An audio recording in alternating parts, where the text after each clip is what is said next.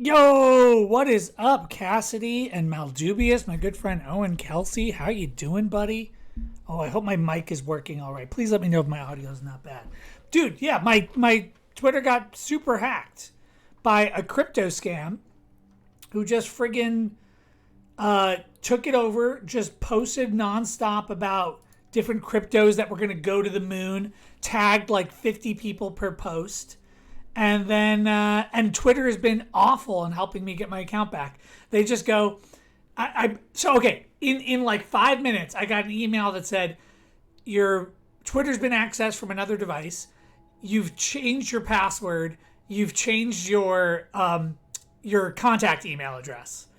And then they just stopped contacting me, and I sent them a message like pretty quickly being like, hey, that wasn't me, somebody hacked in. And they were like, okay, fill out this form. And I filled out a form. And then they go, they're like, okay, you filled out the form, okay, now we need you to get into your account and do this. And I'm like, I can't get into my account. They're like, if you can't get in your account, send us this info.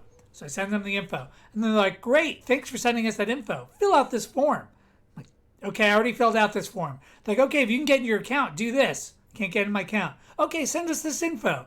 All right, here's the info. All right, now just fill out this form. And they just loop me over. Yeah, Twitter does suck, Cassidy. Let's make TikTok. Let's go full modern world full modern world. By the way, Maldubious, you might get a kick out of this deck. This is a fun deck. I'm just gonna show it to you.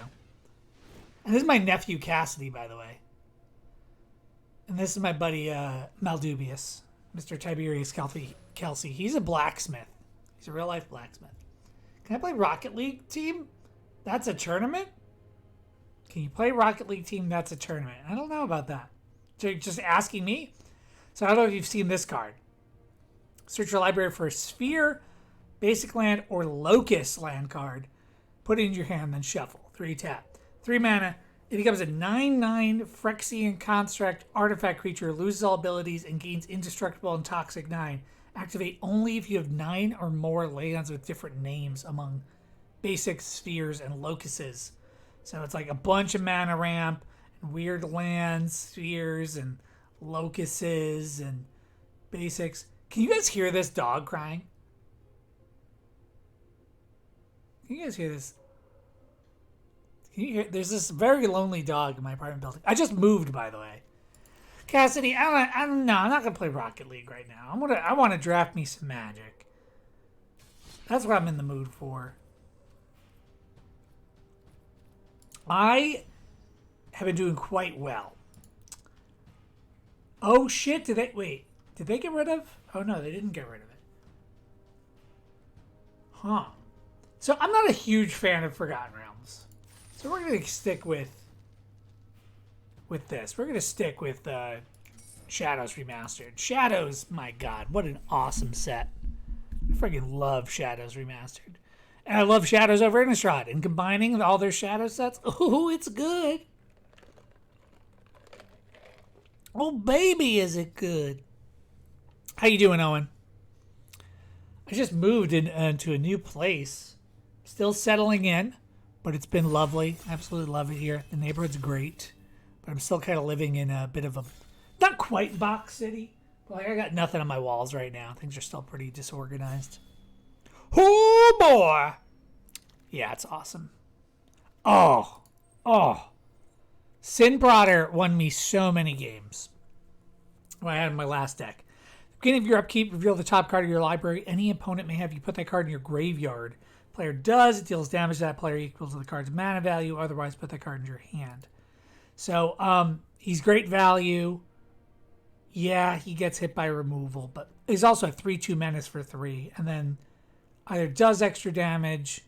In the deck I had him in, it was just like straight burn. Heading to California the 21st and leaving on the 29th or 8th. You're coming out to California, Cassidy? We can play some Rocket League in person. You gotta come sleep over. Oh, wow, this is interesting. I mean, like, there's only one red card, and it's not a great card. This, if we want to go blue-red spells, this is interesting because it gets value from things in your graveyard. This thing, if somebody, is good because, like, it's in Prada a little bit. This is a tough one, though. There's no obvious pick here. I'm a sucker for rares. I don't know if I want to jump immediately into 3 colors. Oh, sorry, buddy. That's why you gotta get the subs in there. I get like 17 cents every time you watch an ad. It's probably less than that. I'm going to take Prized Amalgam, and we're going to see what happens. Oh, Fiery Temper. Fiery Temper's obviously the pick. We got a Sin Prodder. Let's just burn them out.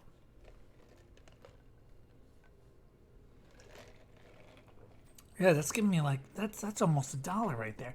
Fiery Temper is amazing. If you want to go blue-red spells, maybe this guy. This is a okay removal spell. 5 mana for that is kind of a lot. Black-red land. We wanted to...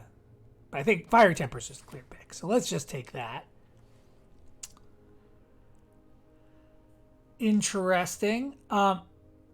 This guy who is only okay in the set that was just like a little bit older than this, he beat my ass the other day because they've done some adjustments and now there's better stuff to sack and there's like threatens in the format.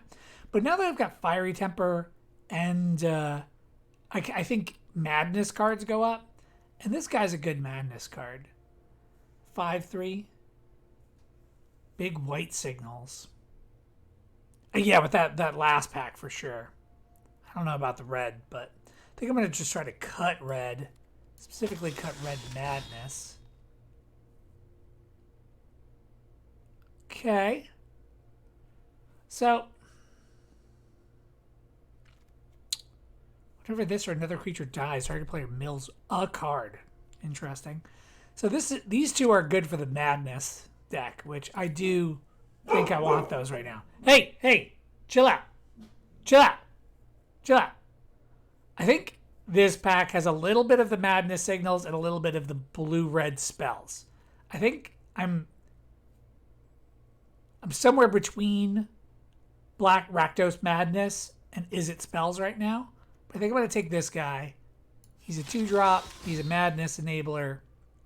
I've got at least 2 Madness cards. Yeah, that's my doggo.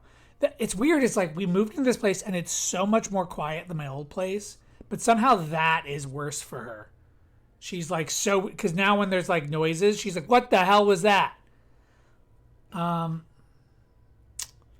This is bad. This is interesting. It's a Madness enabler on a land. Which is pretty good. I mean, the other options are these two. And I'll say, like, I do really like... I love threat and sack decks. That's just fun on a bun. This card just impressed me. It could be a 2-for-1. But I think I'm a sucker for the land here. I love a land with upside. And it's basically built for decks. Like, that's how you get the advantage out of it, is you build the Madness deck, and you get to do this, draw a card, and then Fiery Temper for 3 mana. Hell yeah. Hell yeah, boyo. Dude, I think I was going to say this before. So I've been drafting like crazy, or at least I was before I moved. I was like number 300 in the world for a second. For one match, I was number 300 in the world. I made it to Mythic, and where did all the red go? Where all the red? Please give me more red, please. So now this is the question of what is our second color? And what is the best card here? What is this? If there are 4 more card types, you search and you exile them all. What's the best card here? Drownyard Explorers, Gavany Unhallowed, Merciless Resolve.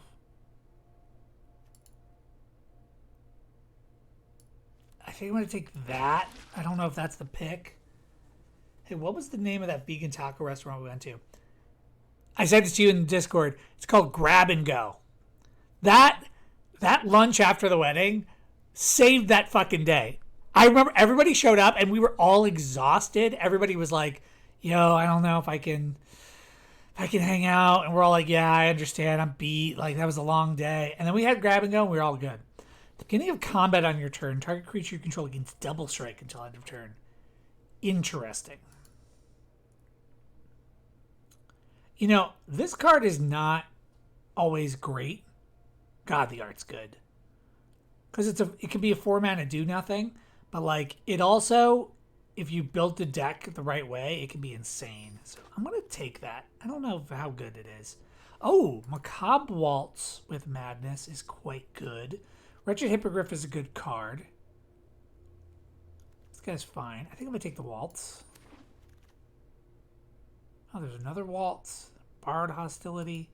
I think I'll take the Accomplice. There's no blue in this pack, and I think this was the second pack where I was like, wow, there's no red in this pack. It's just this, and that made it. I'm going to take a Ghoul Collars. I need a 2-drop. Oh, another Madness guy, and a Madness Enabler. Okay, that's it. This is where we're at. We're mad. I'll take the Mutation. Prize Amalgam's probably in the sideboard. Oh, and what's been going on, man? Did you have a new job now? Did I see that you got a new gig going on?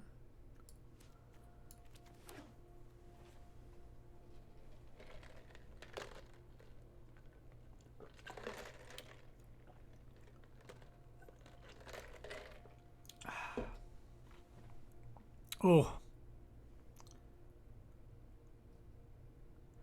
What did something happen with your job at the, I forgot what it's called, at the business factory?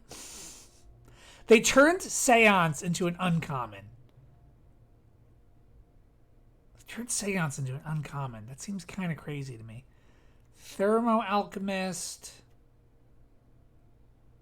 is okay. I love that it's just direct damage. Deadweight solid. More Madness cards are good. I'm kind of tempted to take Thermo Alchemist. Short story, yes. Long story, yes. Oh, well, I'm sorry to hear that, buddy. Oh, Incendiary Flow. Deal 3 damage? Hell yeah. So, okay, this is, in the ideal world, we get a couple more Alms of the Vein, and we're just like straight burn. And we just go like, because this does 3 to the face, Fiery Temper can do 3 to the face. And we just take, like, if this tables, we're going like Madness burn. And we just hope to never play someone who does life gain. Oh, Bombardment or Uncaged Fury. Both are really good. Okay, well, I want to hear the story later for sure. Bombardment or Fury? How many creatures do I have? 7. Also, Weirded Vampire is pretty good. That we have a chance of that tabling. I think Bombardment. I think 1 mana removal is just so good. And when I have a deck with a couple of Bombardments and a couple Incendiary Flows, I just go 7. I just go get 7 wins.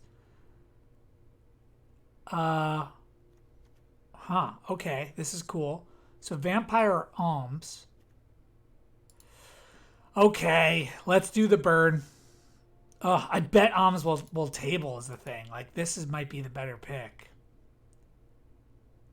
Or Ravenous Bloodseeker. But, like, I'm liking these signals. Madness for 3 mana, 3/3. No. All right. Okay. All right. We're doing it. I think something there is going to table. Let's take a Tormenting Voice. I think I need at least 1. Jeez. 7 mana costs 2 less if you have Delirium. I think we're more aggressive than that. I think it might be Neonate. This guy's great. He's a 5/4 that becomes a 6/5 menace. But I think we're just more aggressive than that. We want to get into that damage, and him getting in like 2 damage on turn 3 could be huge. So we're gonna take this little guy because if we can, yeah, like we get in a few damage, and then when he gets useless, we use him to like madness out this guy at instant speed. Straight bird.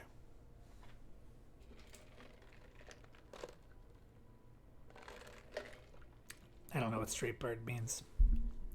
It's probably a reference to something I said. Also, do you see my nephew out here, by the way? Can I just point this out? Is that he'll like pop in, he'll be like, play Rocket League with me. And then when I'm like, no, he's just like, all right, I'm out.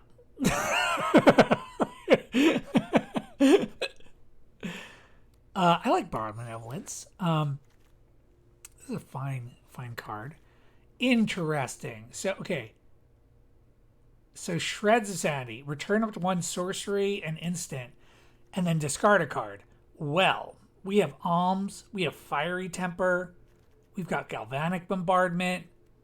We've got Incendiary Flow. It's actually great. We can do this, get back like Temper and Flow, and then discard it, deal 3 to their face. Fucking awesome. Let's see how this curve is looking. That's looking like a solid curve.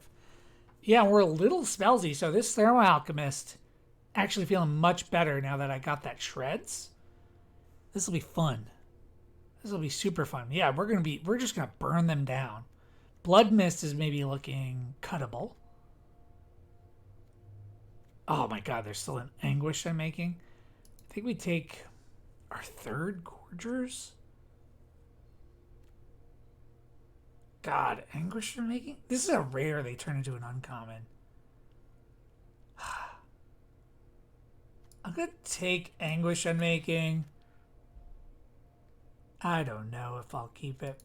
Borrowed Hostile. Wow, look at the green signs though. Apparently Gruul was where it's at. Oh, Uncaged Fury tabled. Yeah, my nephew's really cool. He's a fun kid. Oh my god, everything I wanted tabled. We'll get Weirded Vampire. This is the white splash if we wanted to do Anguish I'm making. Don't think we're playing that. Certain Death is probably too expensive. Ooh, oh my gosh, good stuff here. Good stuff here. So this guy's a 2-mana, 2/1 flyer that can't block. That's great damage. But this guy, he madnesses for 2 and draws cards. I think this also might have been a rare. Yeah, dude, he's awesome. I wish I could play more games with him. He just always wants to play some Rocket League. So this is definitely the pick for me. I just love this card. Like, if you let this go off, it's insane. I mean, and it has Trample, and it has Madness, and it'll get you more cards. Hell yeah. Oh, another Bombardment. This deck is looking so saucy. Give me 2 Bombardments. Wow. This card's bomb-tastic, and I'm so close to be... So is Ongoing Investigation. Like, very sad. Oh my god, all the great blue. Drag Hunter's also good. I think I'm looking at Deadweight or another Neonate. Does Delirium matter to me? I think I'm taking that out. I don't think Delirium matters. I think I'm taking Deadweight. Even though it doesn't matter. I think it's going to help me get in damage. Oh, yeah, we're looking so burny. Oh, that's what I wanted to see. I need one of these guys for sure. Because you get a 4/1 down for 2 mana. Nice. And then if you can just keep that board clean. Oh, this is good too. Howlback Wolf actually just as a 3 mana 3/3 is good. But it's like, it's probably on the chopping block. It's not like what I want. I really want like another Alms of the Vein. 2 mana 2/2 that does stuff. I mean, I guess he's better than most cards. Ooh, oh, that's a tough one. 4 mana, 4/2. That when it turns around, it does direct damage, which is great. Or another Madness card. Another 2 mana, 4/1. That's really tough. I've had it where I've gotten a Cursed Witch out, and my opponent can't let it die because it will just kill him. Like they're holding on at 1 life. And the fact that it's straight burn. Yeah, actually, Blood Mad Vampire, I like it, but when it's bad, it's bad. It does nothing. Borrowed Hostility. It's cool as Borrowed Hostility on like an Insolent Neonate. Gets you a lot of... Gets you... It's like a 3... It's like burn. It's like you burn them for 3. It's like a lightning bolt. The most powerful card in all of Magic history. Hey, everybody coming to the stream. Thanks for being here. If you're actually here, I never know with the number of viewers here. We're streaming Shadows over Innistrad. And I've got quite the burn deck. Yeah, I'm looking at this Hasty Boy that you can pump. We're going straight face. Hell, I'm leaving like if it weren't for Alms of the Vein, I'd be like thinking about cutting black. I don't think I need that. I should even look at this deck without the black to see how this would look. Because right now I'm loving it. But I can't believe that other Alms of the Vein didn't table. Like, the Madness deck looks so open. Pure red. I'm the darkest red. So, right, with this, we're at 27 right now. This is definitely like a 15 land deck. So that would be 1, 2, 3, 4, 5, 6. I don't know if we can play Blood Mist, let alone 2 Blood Mists. Come on, don't tempt me with a good time. If we're going mono red, it might be a double Blood Moon Blood Mist deck. Okay, that's another aggressive. Make Mischief is...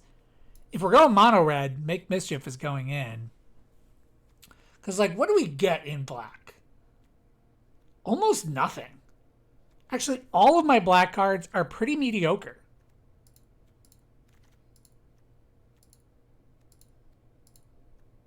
As Ryan Wrinkle and I like to say, mediocre. So now I'm a little light on 2 drops. If I go mono red. Man, I can't believe that Neonate didn't table. Because, like, what are my options here if I go mono red? And this is 17 lands. So I think I'm a 15 lander. Nah, I think we're gonna keep in black.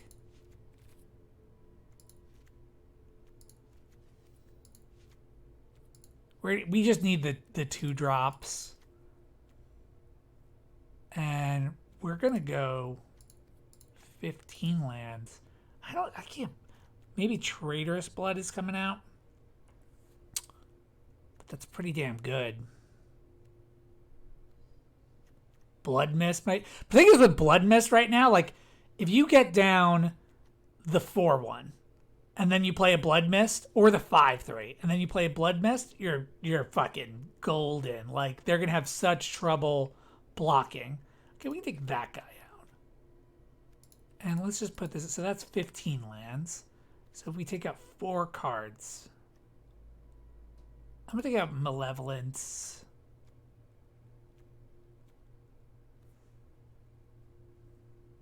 No, that's it, baby. That's all the packs.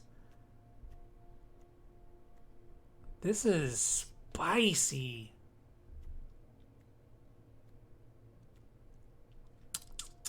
Take out 1 Accomplice. That curve is something else. Curve is so saucy. Rush of Adrenaline. Borrowed Hostility. We'll take 1 out. And then it might be Traitorous Blood coming out. But it's just, like, in the right situation, it's so good.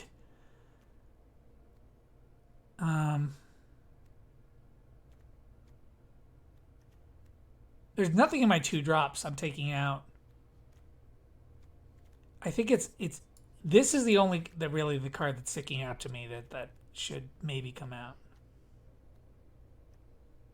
Yeah, actually, I think that's it. I think that's the deck.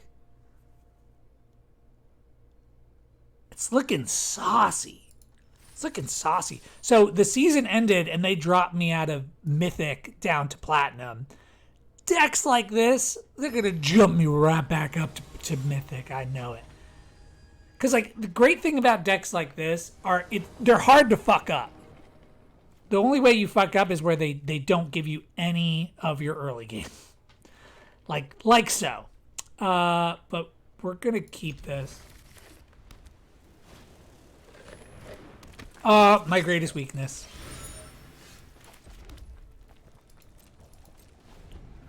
My greatest weakness, a 1-drop.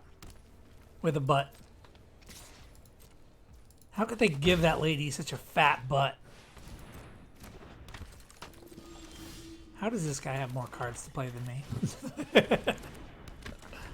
Haha, he's a human! You're never going to tap him down! You fool!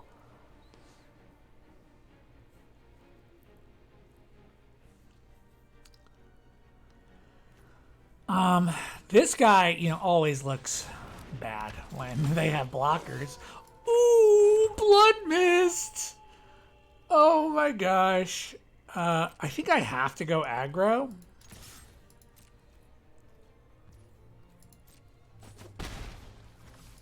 Like, I can't leave damage on the table. Basically ever.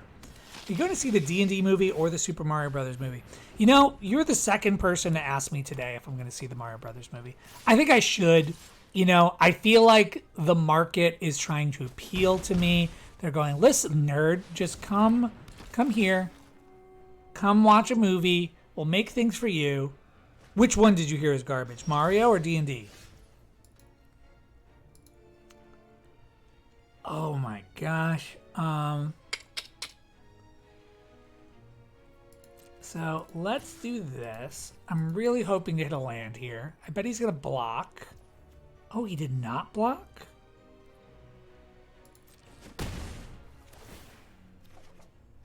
Oh, that's so tough. I really want to hit some lands, so let's do this. And I think we're getting rid of the Weirded Vampire or Rush of Adrenaline. Yeah, let's get rid of Rush of Adrenaline. No way. No way. This is what happens when you play 15 lands. The D&D movie is awesome. I saw D&D. It's just good fantasy romp. Oh, okay. That's good to hear. You're the first person I know that's seen D&D. So, which is great to hear. Yes, there we go. Okay. Huh.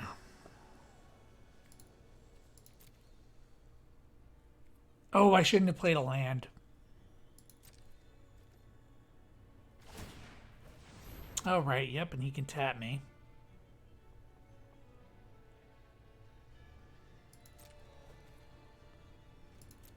So, let's do this. And I think I have to bombardment this guy. I might be getting outburned here. Yeah,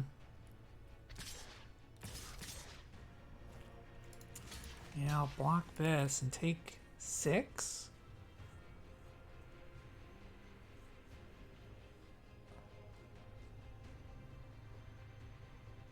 Does he have a pump spell? Oh, he chose to... Okay. He was so close to lethal.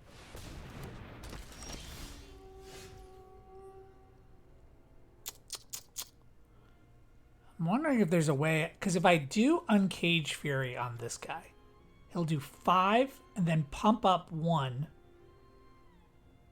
to 6. So that'd be 11 plus 3. Oh, it'd be 1 short. Man, actually, like, Rush of Adrenaline would have won me the game here, I think. Because I could have uncaged and Rush of Adrenaline, and I would have won, I think. Now, I think I got a little too mana screwed here.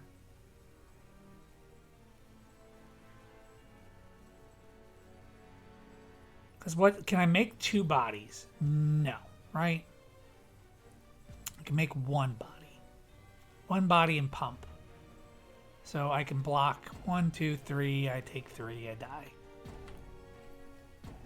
Yeah, that's rough. Yo, Woody. The D&D movie's gonna get its own TV show. I can't tell if we're in the market or behind the curve or what. No. RPG. They want you. They want you so bad. Oh. I don't know if I should be adding a land. Hey, Woody, thanks for being here. Yeah, we were ahead of the curve by like 8 years. We just need that established IP. I just watched a review of the Mario Brothers movie. They seem to like it. Some YouTuber, he liked it. The critics apparently hate it. But it's, I don't know if it's for them. I think it's for people like us. Oh God, why didn't I add a land? Also, both games on the draw. There we go. Keep. I got rid of a land. Maybe that's greedy.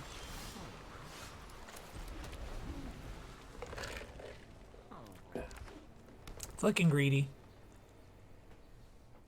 I guess I don't have as many discard outlets as I thought.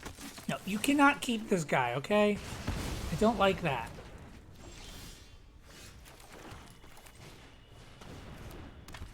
Seems like every movie is just a brand at this point. There's a fucking Air Jordans movie. Oh my God, dude. Yeah, that trailer kind of drives me like nuts because it's so weird how it feels like they can't say, like they can't show Michael Jordan or something. Do you know what I mean? Like, it was weird. The trailer keeps being like, who we can get? They're like, some rookie? Michael Jordan? Like, why would we ever give him a shoe deal? And then it's like Michael Jordan's mom and Michael Jordan's dad, but there's like no Michael Jordan. And I'm like, did you guys like not get the rights to Michael Jordan?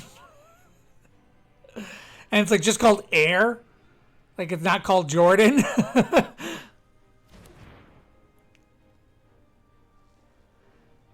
Yeah, I think the industry is kind of in a weird place right now. They're kind of figuring out what they're doing and how they're going to live in this new market. No blocks. Take advantage.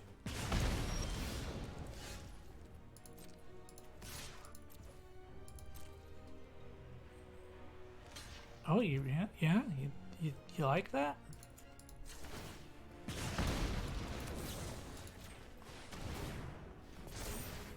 The value!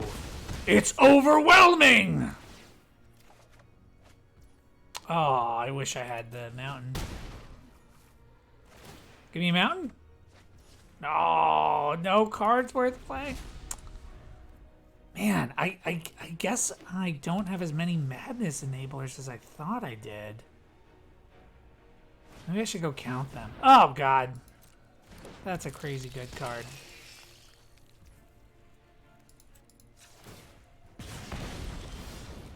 Okay, well, that is a good... It's good enough. C is for Cookie. And that's good enough for me. So I've got 6 burn, 7, 8, 9, 10. I'm actually quite close to lethal.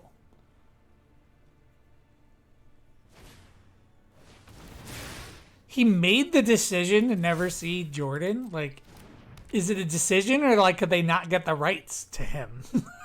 like what? How did they? Like,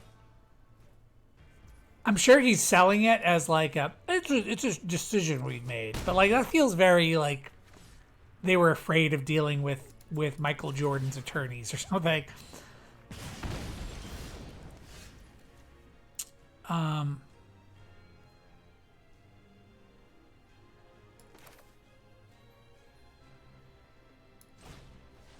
So I'm counting quite a bit of damage here.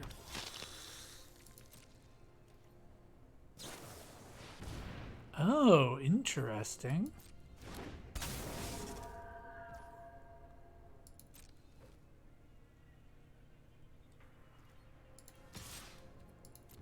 I will do this. I wonder if he's aware of just how close to death he is. Apparently he is aware.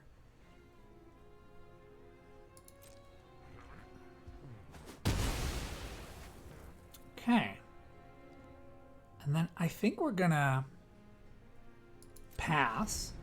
We're gonna do one with this, and then we may just neonate in some extra damage. Maybe we want to get in with the madness first. Oh, he's going for lethal? He's got lethal next turn. Ooh, okay.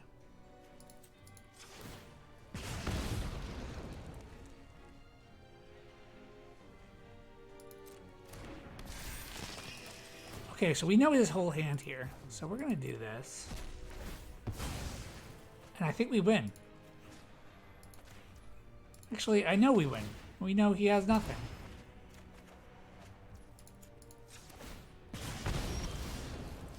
And then we flow this 3/3. Oh, we do another damage.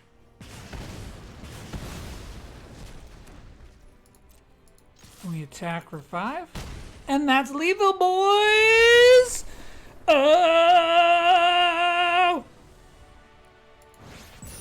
And that's how you do it. That's how you play Magic the Gathering, everybody. Every 2 people. Yeah, man, you know, I don't know, like, it's weird is because, like, I find myself, and this is something why I've also turned to streaming, is that there's so much of, like, the media that's manufactured these days, the movies, the TV shows, like, they're so highly produced. There's this feeling I have when I put them on that it's like time to focus, time to look at it, like don't look away. Like, and they're really well done, but it takes so much time, and maybe it's just that my attention span just feels so split. I'm constantly just like putting on things in the background that are way less poorly produced. Like, I keep watching reality shows now. I'm now like, just when I go to like let's watch something, I just find like another Gordon Ramsay show, another fucking reality show. We're watching Married at First Sight right now. We just finished season 3 of that. And it's like, and you know, I still haven't watched Better Call Saul. But it's like, when thinking about watching Better Call Saul, I'm like, I really got to pay attention to that. Like, I really want to watch Better Call Saul. Don't want to just you know, passively partake in it. I want to pay attention to Better Call Saul.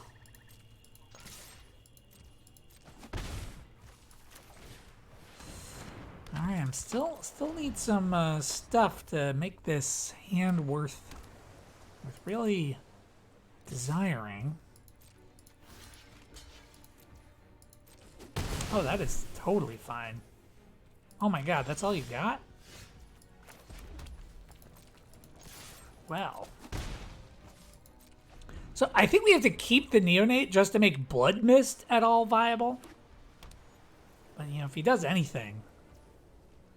Are you similarly not listening to music for the same reason? Like, you don't put a record on to listen to the whole thing. You've got your streaming service to serve up music to your whim. You know, I was a late bloomer onto the music to the oh, that's actually a great draw here. To the streaming service thing, like to do Spotify, and eventually now I'm doing Spotify.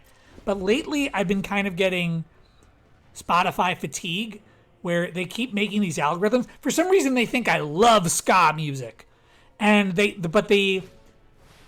kind of all just feel so similar to me, what they're dishing out, and I'm just getting kind of like, I don't know, like I'm just kind of missing albums, I think. Oh, okay, it's actually pretty good. Discard this.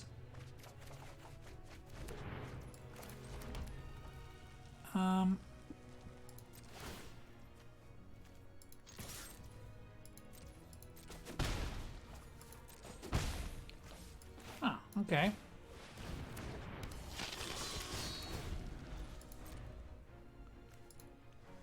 It's okay. We don't have an instant in the graveyard just yet, but yeah, we got some good things going. Mr. Nickums! Thanks for popping into the stream, man.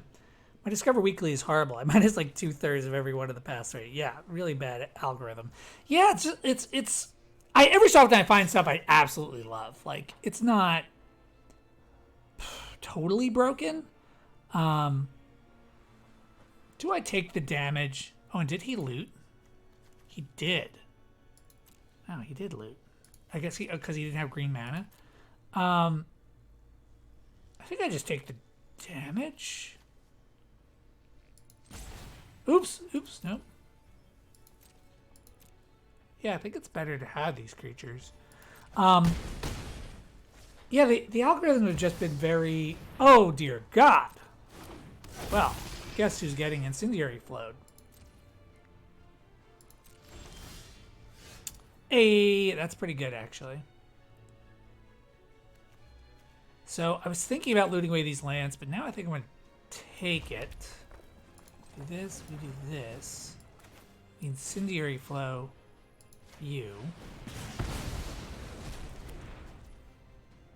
So question is it better to... Oh yeah, that gets in so much damage.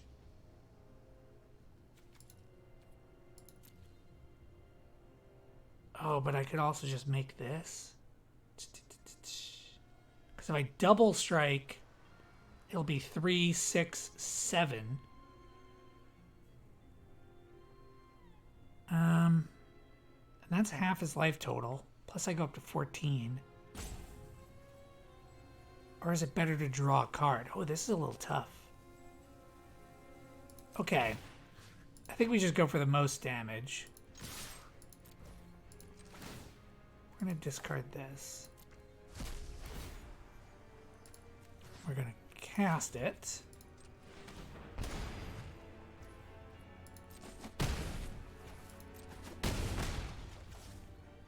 And then next turn, we can shreds back Alms to discard it if we really want to. Wow, he discarded his whole hand. Again. I guess he's just like has... Wow, but like he has a lot of action. He's just throwing away his whole hand. You're bouncing my boy. Bouncing on my boy's dick. He might be dead if he attacks.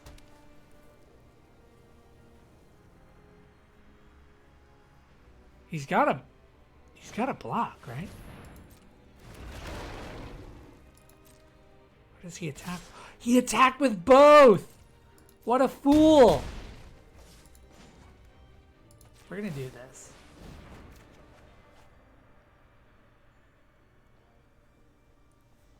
I'll get rid of this Bloodseeker.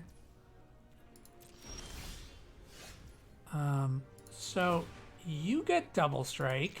Look at Insolent Neonate fucking slaughtering everything. And then we're gonna do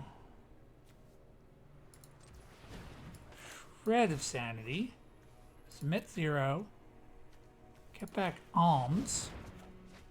Discard Alms. Hit you for 3. Wabah! Wabah! Okay, sorry. I was too distracted. Okay, here's the thing with Spotify. I just been like, it's so easy to just put on like the daily mix or the algorithm stuff they give you. But lately I've just been like craving albums. And also, they've been giving me like the best of the 2000s punk scene, which is like, that's what I grew up on. That's what I listened to. It was like Warped Tour albums, fucking Blink-182 and Fall Out Boy and you know, A Day to Remember, and you know, like a lot of these Less Than Jake. They give me way too much Less Than Jake, and the Aquabats.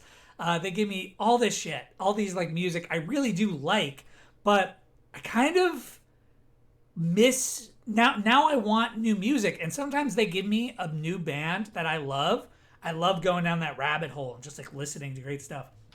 We found this like tiny. I don't even want to call them a band because it's like two guys in, I think, Scotland with acoustic guitars that do this like spoken word folk rap, I guess you could call it. They're called the Narcissist Cookbook. Oh, you guys can't see this, but I'll show you. I'm gonna put this on. And oh my god, that's what this guy looks like? This is what this guy looks like? I've never seen. Let's see here if I can find a great. There's I want to put in that motivational. It's like Good Morning, I think it's called. Good morning, welcome to the world. 3.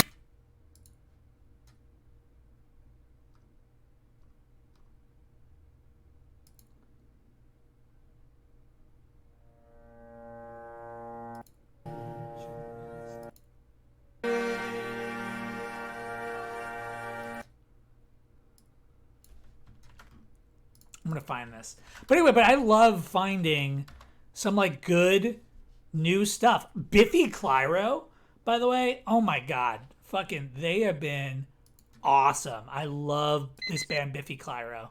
Can you guys hear this? I think I have to turn up desktop audio. Alright. How's it? No, because this. Yeah, now I think you can hear this, right? Good morning, welcome to the world, sunshine. You can't stay in bed forever, remember the deal. Bed is for sleeping and masturbating. You've had about as much as a human body can take of either of those things, so we are getting out of bed today, man. And brace yourself, because I'm like 90% certain you forgot to set the heating to come on this morning, so this is not going to be pleasant for either of us, okay? 5, 4, 3, 2... Not fucking around. Get out of bed. Come on.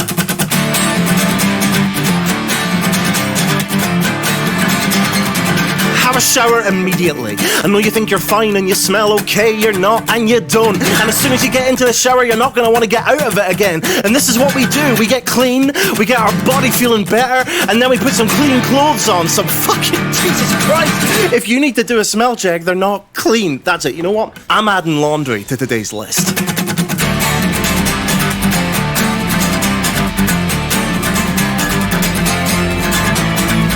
Everybody has times they just want to stay asleep forever. It's normal. Sometimes it lasts for days, weeks, months, even years. Maybe you're being broken up with. Maybe you hate your job, you know? Maybe there isn't a reason. Maybe just fuck everything, because fuck everything. But here's the thing, no one ever got happier sitting around waiting to get happier. So stop making excuses and start making yourself some fucking breakfast. How is it almost 3 p.m.? Come on!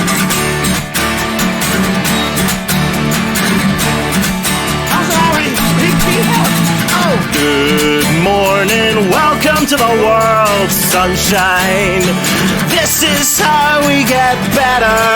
Every day we wake up and we get out of bed and we get dressed and we clean up last night's mess and we keep doing these things, not because they're guaranteed to make us feel good, but because failing to do them, guaranteed to make us feel bad. And listen, I know it feels like I've just got you lugging heavy rocks around all day for no reason with no reward, but please trust me, I can see what you're not able to see yet. This is not just a pile of stones, okay? We are building a castle together, and we're gonna build it brick by heavy fucking brick. And I'm gonna be here with you every moment, talking you through it. All you need to do is look at the ground in front of you. Put one foot in front of the other. Yo! One day soon, I think, I hope, you are going to look up and you are going to see Shadows over Innistrad. what we've been working on this whole time. You are going to see how far you've come rather than how far there is left to go. And eventually you won't meet me around so much anymore. So, So you do synth properties, make it really one foot in front of the other. and it's also Pick up the rock. very good. We are getting out of bed today. Yeah, I know. I'm sorry. I put the music up super loud because I wanted to listen to the song really bad. But I'll be talking more in a second.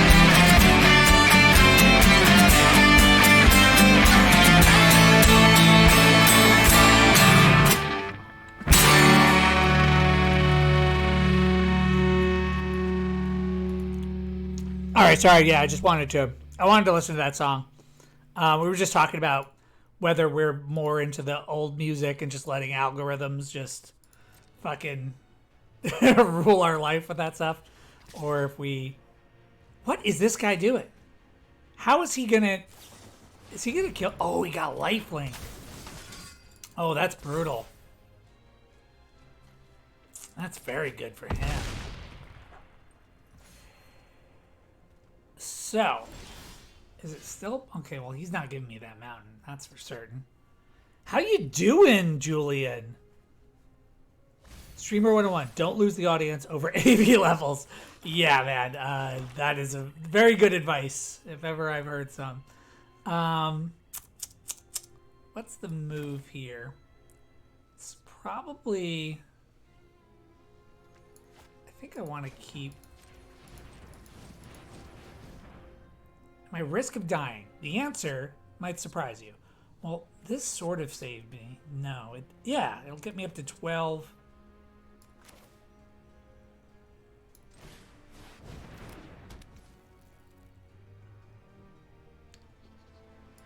Let's give him double strike. And let's go. Because that means this is 5, and then it'll be 6, that'll be 11, that'll be 14. Right? And then with the +3, I don't know. I can't do math. We're just going to do this.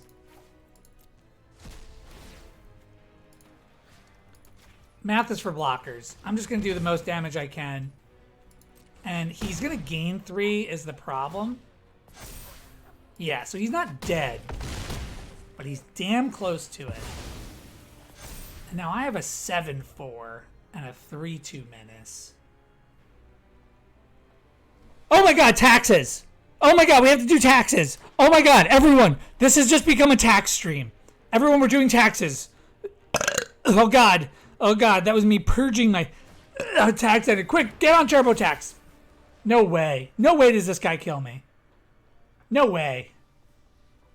You can't. No way! Oh, it's by 1. It's by 1 life. It's by 1 life I'm gonna live. Holy cow. Good game, bro. Wow, he's just showing me.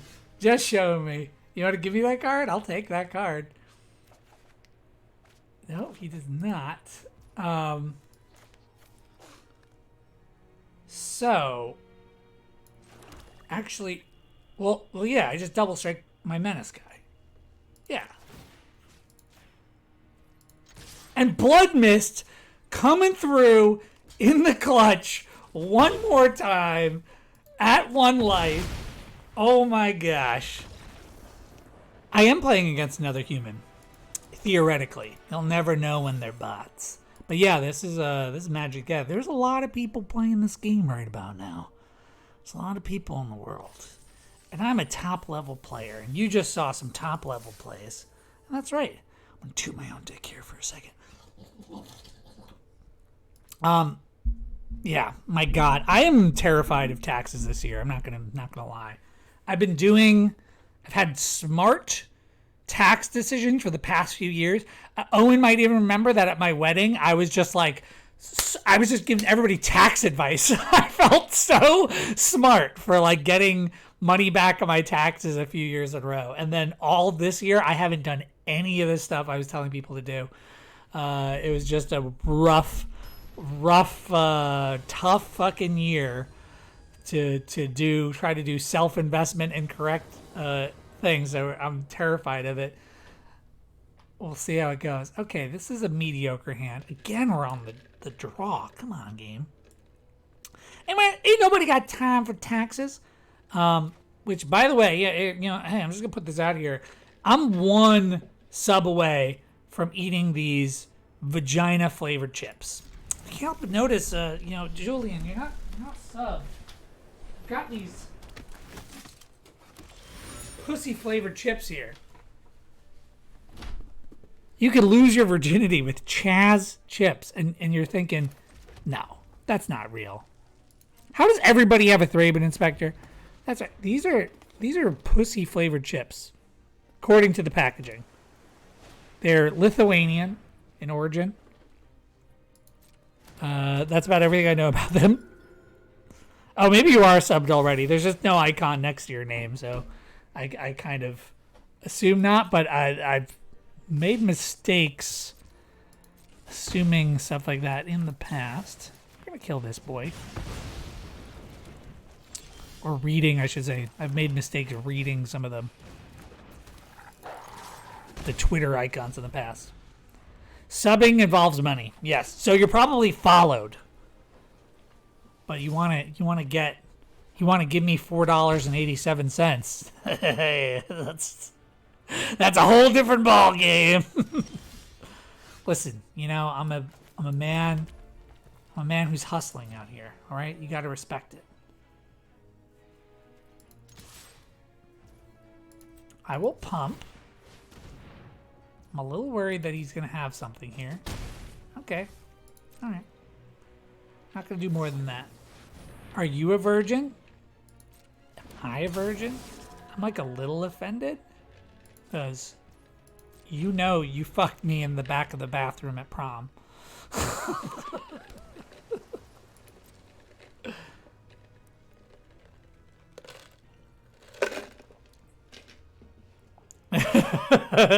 Yeah, the box says lose your virginity. I had the penis chips a couple weeks ago now, and they did not taste like penis at all, for the record. They tasted like barbecue bananas.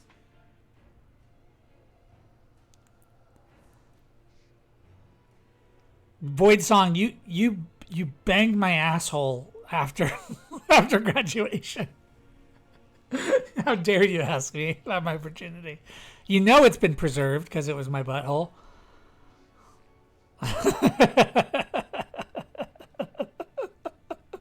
Demonetized! I don't know. There's people out there that say that's still virginal. Come on, dude. Play something that I want a galvanic bombardment more than this thing. I guess I'll galvanic bombardment that.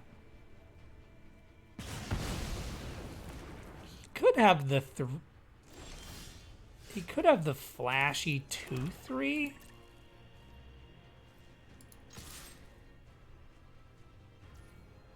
Okay, no, nothing. Or is he waiting to see if I pump?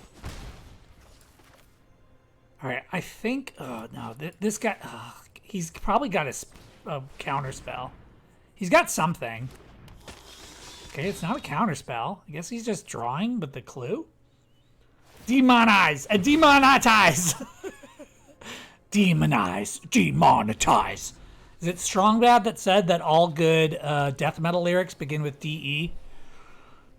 Dentist, chugga chugga chugga. Destruction, chugga chugga wugga. Deli style, chugga chugga wugga. Oh, Tompkins, you're so cool. Also, subs get to spin the wheel of utter nonsense, which I don't think I've added to my thing.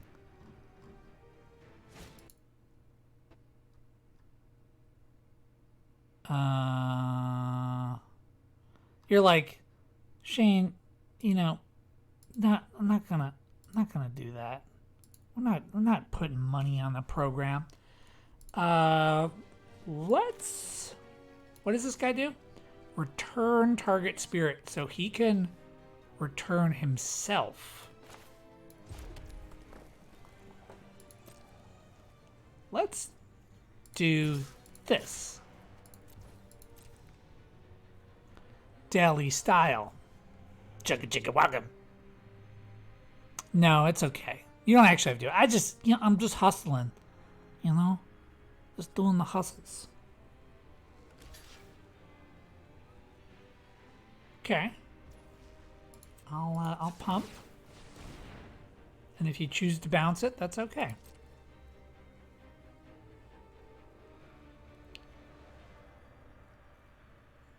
He's thinking about it. He's like, well, I didn't think that he would actually do it.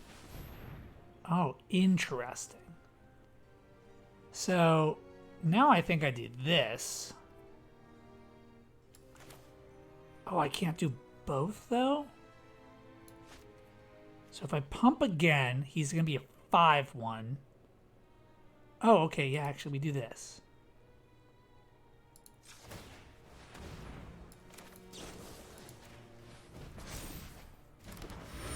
And we still get in a bunch of damage.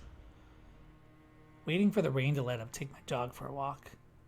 Yeah, the penis chips and the pussy chips, they both came from this, like, I think they're Lithuanian. I think they were a Lithuanian brand. And we ordered them in a 2-pack. It took them a while to get here. It took them a long fucking time. Great. Taking this.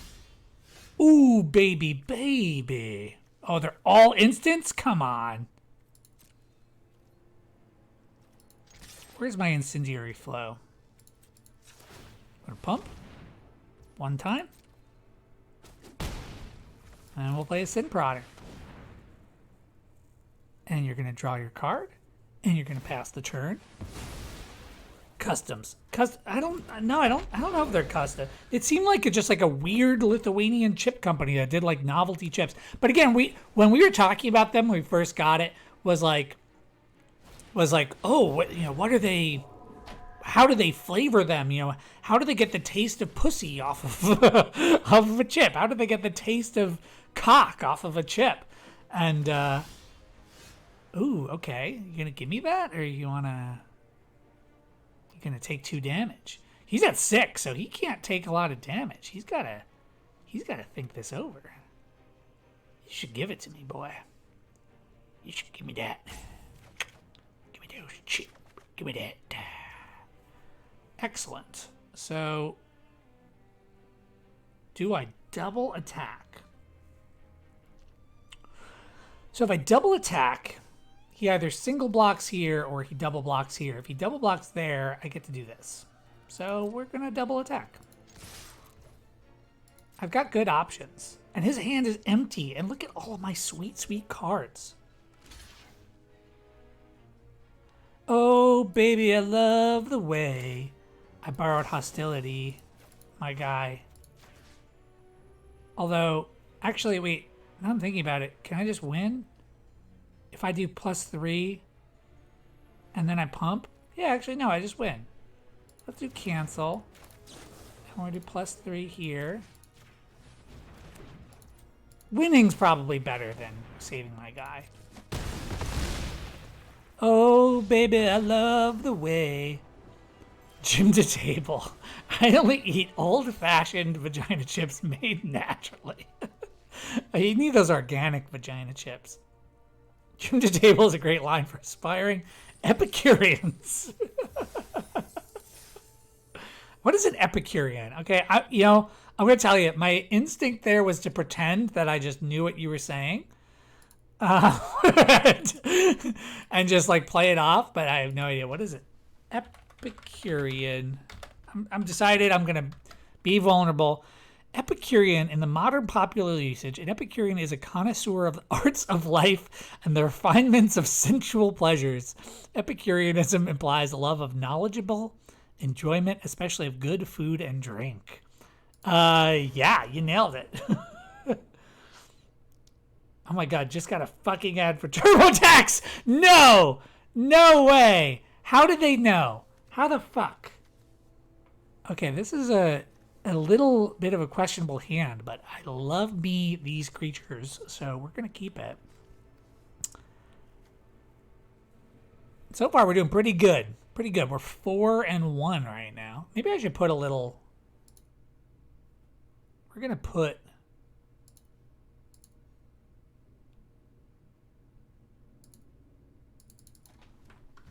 I'm gonna put a little record on screen.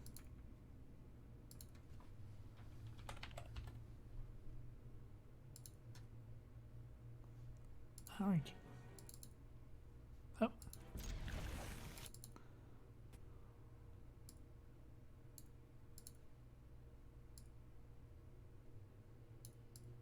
Up, up. Maldubious has just resubscribed for 2 months. Thank you, Maldubious, for making such a huge mistake. Thank you so much for the resub. Appreciate you being here, buddy. Was that? Eat them for my enjoyment. The weird conspiracy theorist guy. You know, we banned him quite a few times, and he kind of disappeared. He would occasionally like pop in and say a thing or two, and then he would start getting weird again. There are like a lot of words that are like banned in chat because he would say really weird fucking stuff about genocide. I think I saw somebody might have. I think when Julian was trying to say virgin, he had to like space it out. It's because that guy was like calling people virgins and stuff. That's the question, isn't it? I'm just one sub away. Owen was a resub, so technically he didn't count. Okay. Which way do we go here with this? Sin Prodder or Occultist? I think I want to go Occultist. I think Occultist might be a little bit more of a guaranteed. Yeah, the automod is frisky because of him. There's a bunch of weird words that are banned because like he would just say fucking weird stuff all the time. Hey, don't kill him. Don't fight my guy. You don't want to do that. But I started giving people like mod rights, and almost pretty quickly they would ban him like over and over again. I would like not be paying attention. In like 5 streams, that guy had written over 1,000 messages. Yeah, he basically did blame me for Darfur. He would say fucking weird stuff like that. He would be like, "You're the reason for genocide," and he'd be like, "What? Like, what? How? Why? Why am I the reason for genocide? Of all the people, like, I'm a nice guy, you know."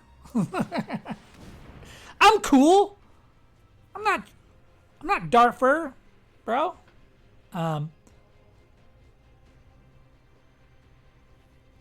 The pickled tuna sashimi is your guess on the vagina chips? Well, I guess you'll never know.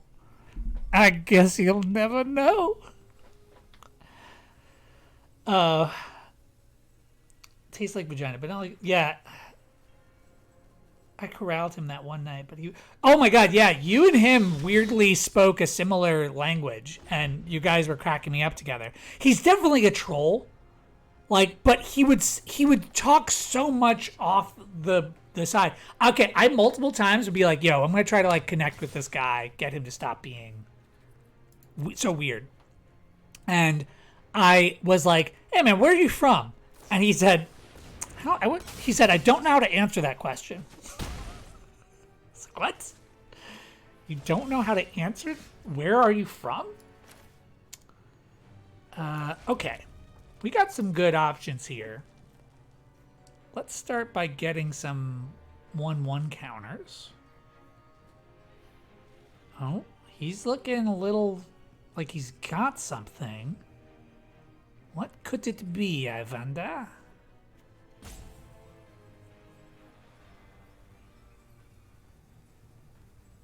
So, and this thing transforms at 6. He might have been Ollie. Did he make his own knives? Oh no. Maldubious, I'm sorry. I don't know what you're possibly writing, but I can try to unban some words.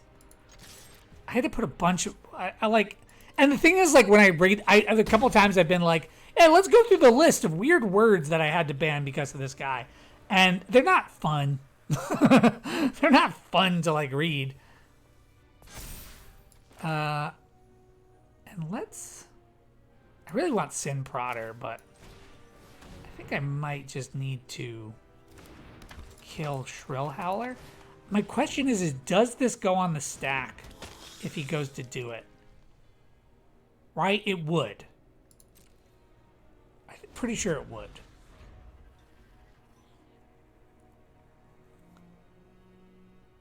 Senor Guard Gauge's mortgage. Are you looking for proboscis? We probably got one of those. I'm gonna just do this. We're gonna Madness out of Fiery Temper. We're gonna cast this. We're gonna kill that gentleman.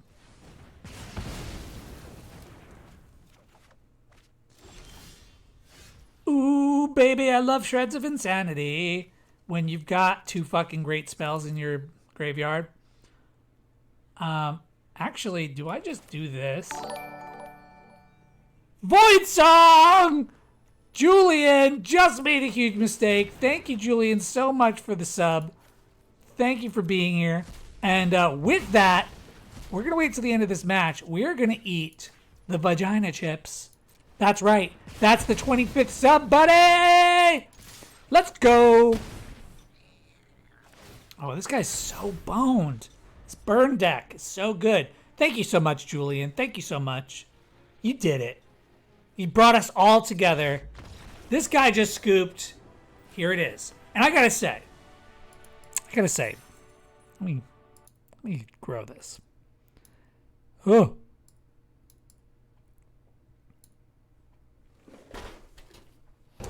My place is kind of weird right now because of because I just moved. I'm here, baby. All right, so I gotta say, the packaging, I think on this is fantastic. I mean, for a bag of chips, comes in a box, and it gets even better. It's packaged like an iPad. So you pull the virginity tab. Oh, that's a burp. I just broke my virginity of my mouth. Oh, look at that. Ooh, it's wrapped in paper like a present. Ooh.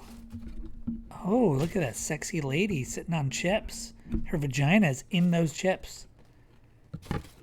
You know, millennials are having 3 times less sex than their parents? No way! No way! According to general social survey data. In Lithuania, maybe.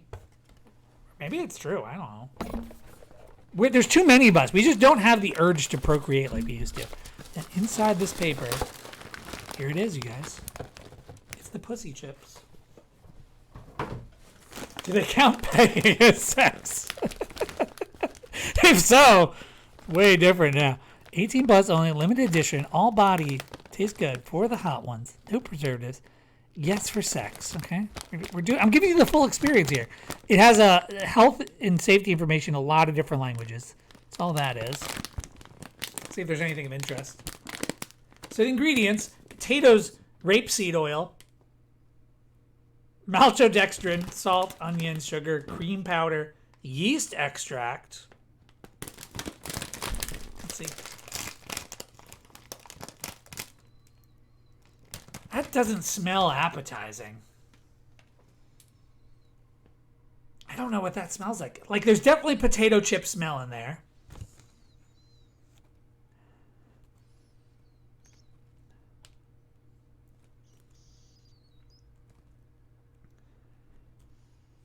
I don't know. It's pungent and it's kind of sour. It kind of smells like shrimp or like something fishy, like something like a lobster.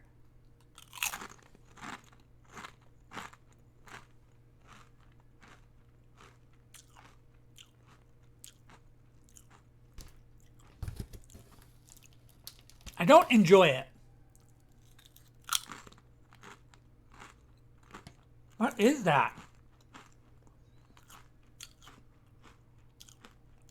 You know what it's reminding me of right off the bat? Is pork grinds. It doesn't taste like pickled tuna sashimi. My whole life has literally led me up to this moment. Playing Magic, eating pussy chips on stream, wearing a Dragon Ball Z hat. It reminds me of pork grinds the most so far. I'm having trouble figuring out what is this flavor. Oh, sour cream, lemon, and black pepper. That's what it says on the back. This time the Rhines pork you. In Lithuania, pork rinds pork you. That's how you lose your virginity.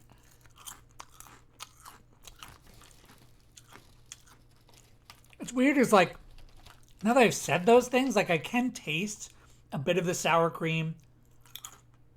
I can taste a bit of the lemon. But it's weird. It's got like a, I want to say it's like it's a sourness. It's a sourness. It's crunchy. It's not pleasant.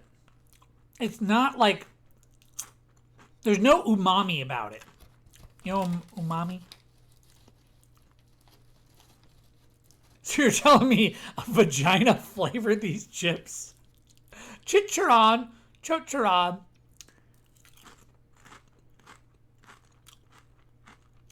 I think I like the penis chips more. Which, by the way, I still have them. I mean, I wanted to like shoot like a Instagram video with it or something. I keep not doing it because I'm too old.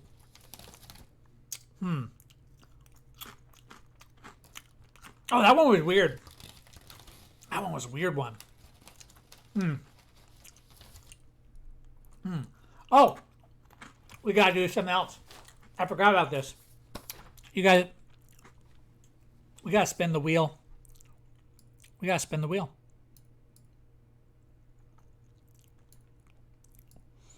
And I forgot to spin it before for Mr. Nickums. Or sorry, Maldubius. Was Maldubius? Yeah, it was Maldubius. Oh, you gifted that sub. Maldubius, that was so great for you. Great, so great of you. Thank you so much, Maldubius. Let's see. The Wheel of Utter Nonsense. Oh, I gotta go to Stream Elements.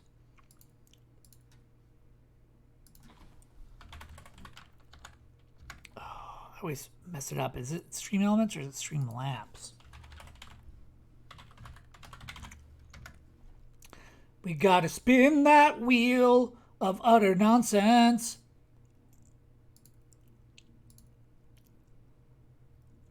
Wow. Oh.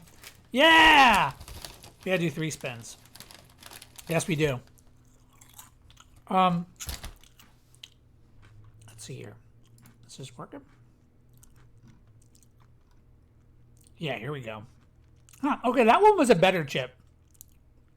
I don't know. It's definitely not like if this was in a bowl, I wouldn't be into it. All right. Spin, spin, spin. The wheel of utter nonsense. What does it get?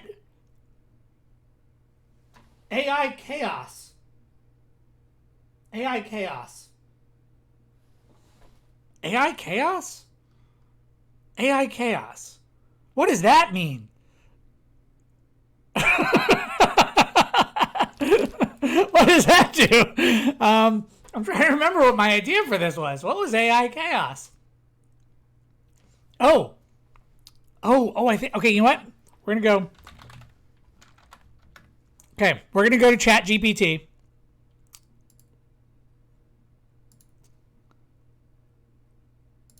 And we're gonna ask it, what's something ridiculous I can do on my Twitch stream right now? Wait, This is not ChatGPT.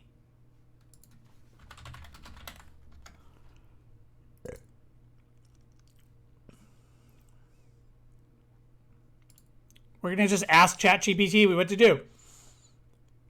So I just ended my longest Rift stream in like my whole life.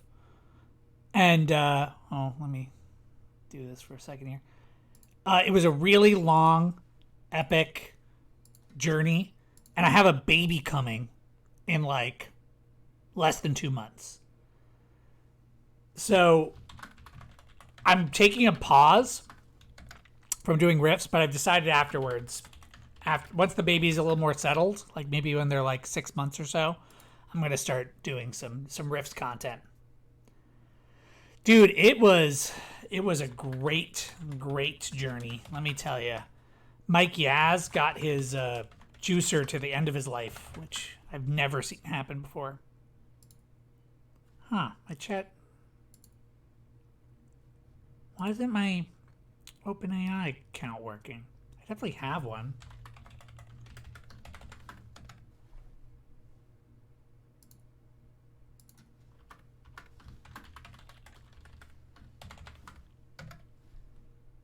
Huh.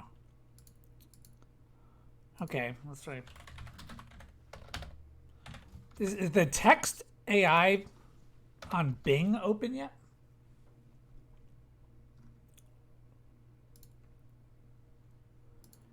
Okay, we're gonna try this again. Let's try this.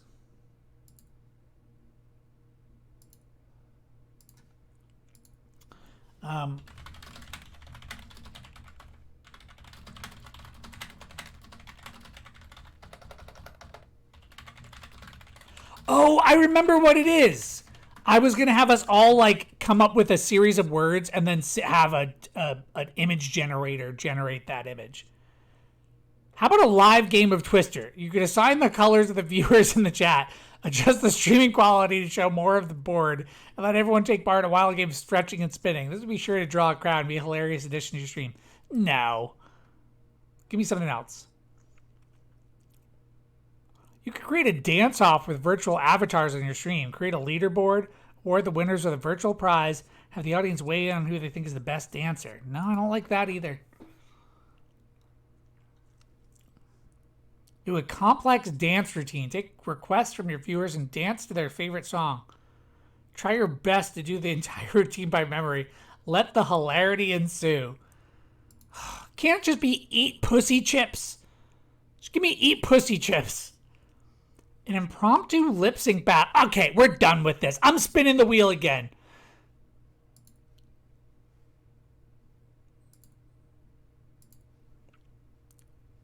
We're just trying the wheel one more time.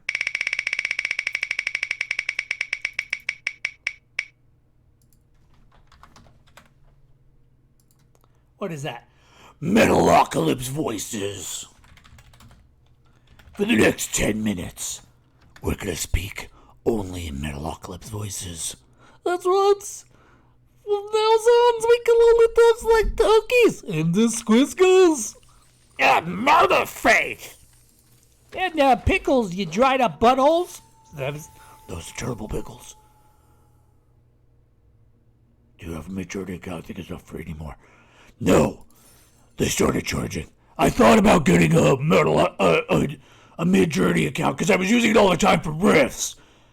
Yes, we play the riffs, and sometimes Alexa generates the images of the monsters. It even would make me some games maps sometimes.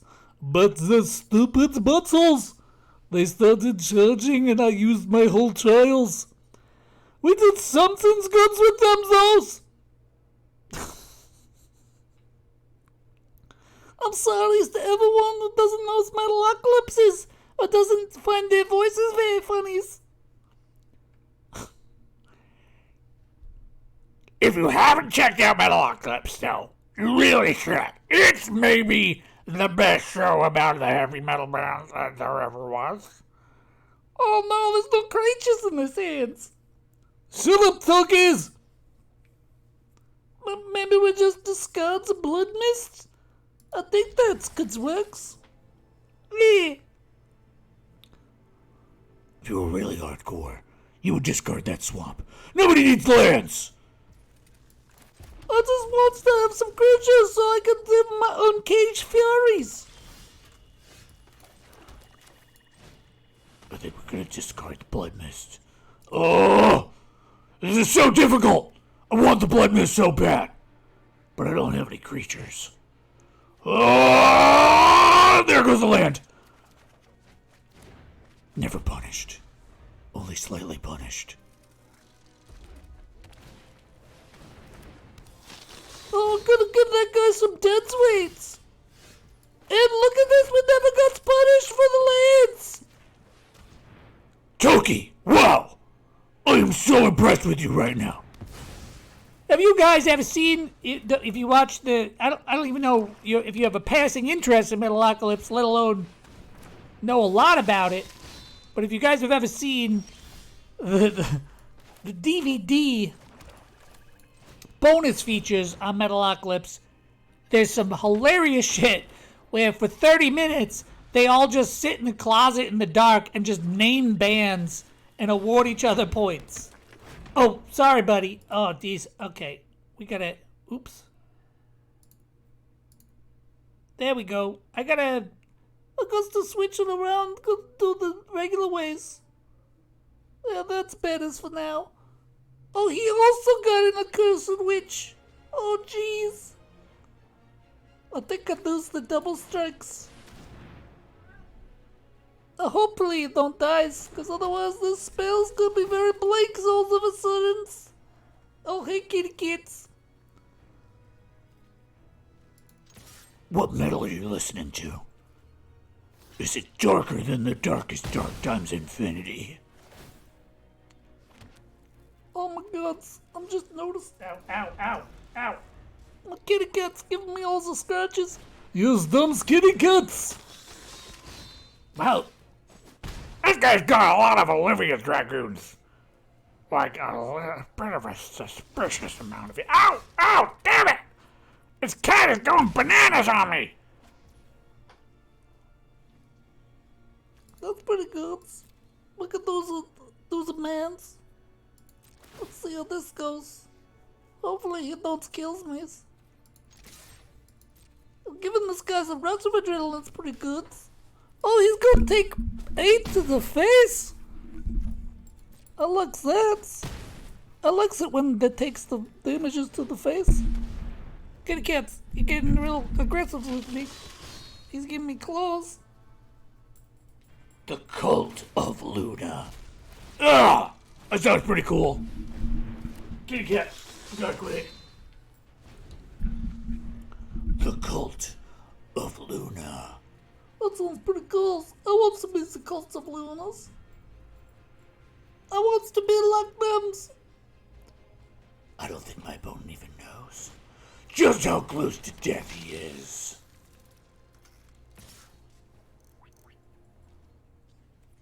Those blocks.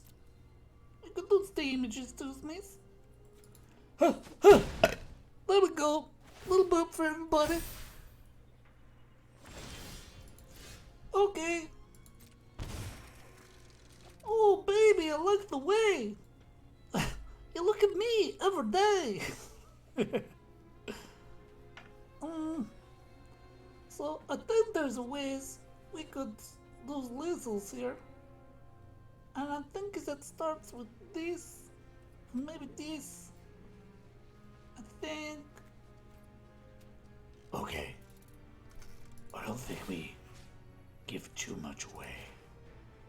But I think I do start with this. And we just alpha.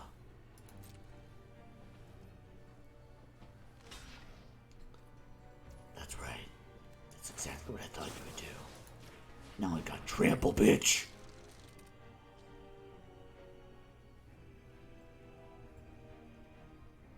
And now you're dead.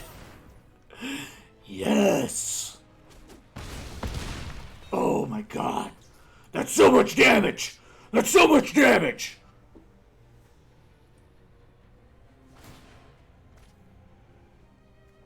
Quit it. What did he discard? Nothing important. He's just showing me his hand. Because he's a nice guy. Oh, he had a good spell. Oh, he had a good spell. Wasn't good enough. Oh. Oh. Feels good.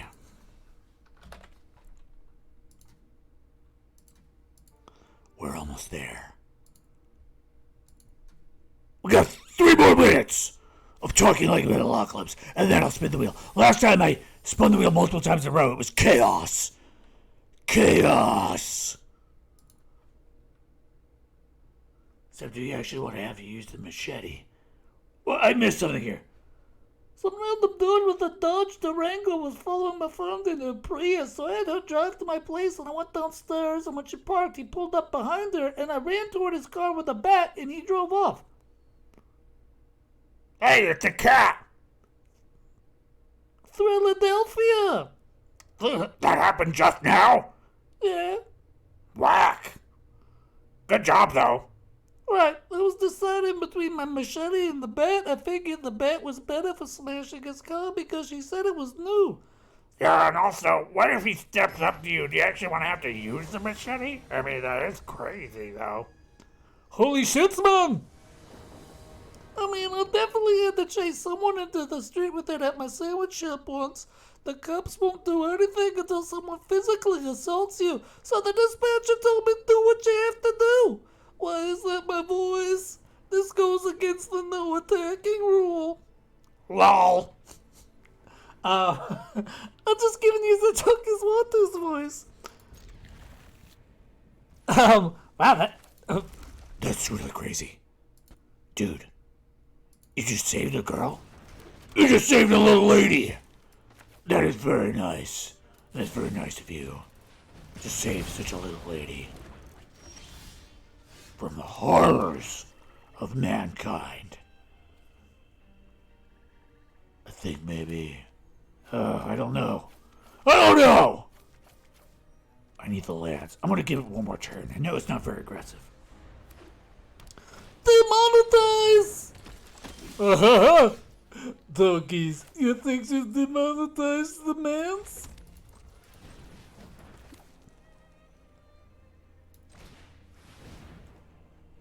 So, we're gonna discard the alms. Madness that out.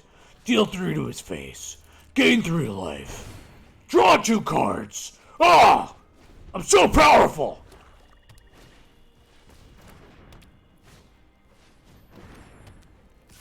This guy's got a lot of little things. Oh yeah. Here come my 5/3s. It's too late. You can't unsub now. It's too late. You'll never be able to unsub. You can't unsub because we're too powerful for you now. Show me what you got. Oh, you think you're so cool, don't you? Oh, what, you think you're gonna block that, huh? You think that's how it's gonna go? I'm gonna make him a trampling boy. If I do this, that's a lot of damages. That's a lot of damages. Is it? It's not quite lethal, so. Yeah, I think we lose it next turn, ladies. Pickles, for some reason, is the one voice I don't do a lot. And we're done. And the timer is over. There we go. That was 10 minutes of me doing doing Metalocalypse voices.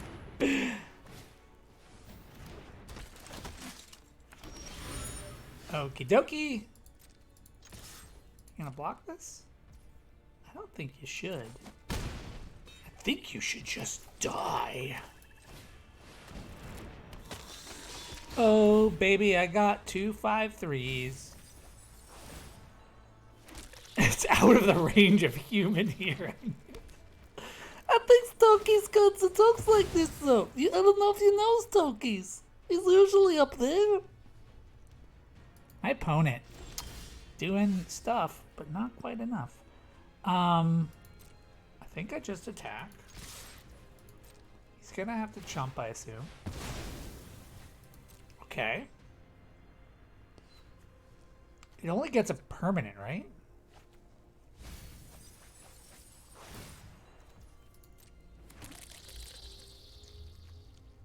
If he triple blocks... Oh, if he triple blocks, I win.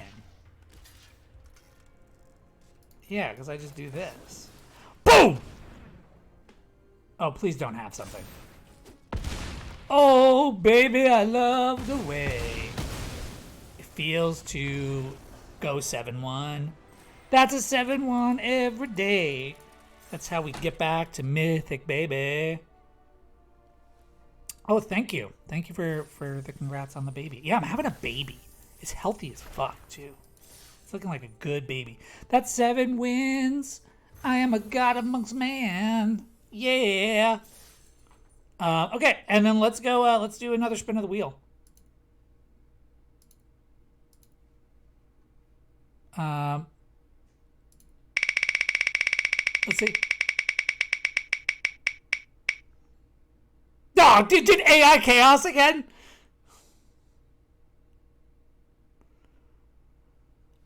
You know what? Let's do what I think was my original plan. Let's come up with an image together. We're gonna come up with an AI image. Just throw out some stuff that you want included in it. Styles. And we're gonna make something together.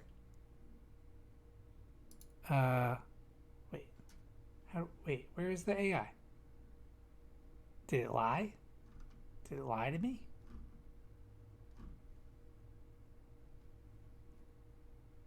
Create a design.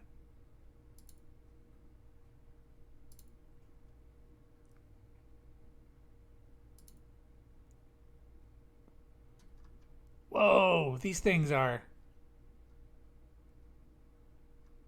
What? I haven't even looked at this before. That is some stuff. Okay, let's get off of here. Although maybe it probably is fine. Let's see. Text to image. That's all we want. Text to image. Using an existing design. Okay, whatever. Sure. What is going on here? Use. Okay. Why, where's the part where I type? Oh, here it is. Okay, let's see what we got here. Bones. Art Deco. Okay. Style of Art Deco.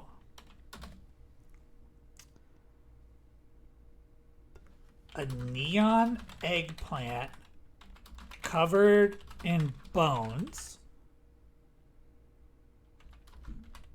Entropy endlessly. Salubrious. I'm just gonna don't know what that means. Throw it in a salubrious. Wondering how I was gonna include that. And then with your then my mom says with your father. Hey mom. With D. Snyder staring pensively.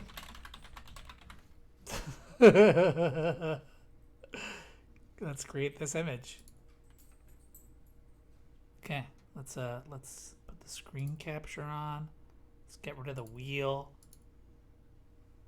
It really focused in on D. Snyder staring pensively. It's like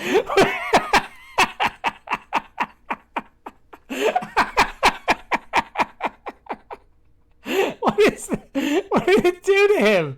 What did it do to him? Sorry, image. What did it do to him? Why did they do this to him?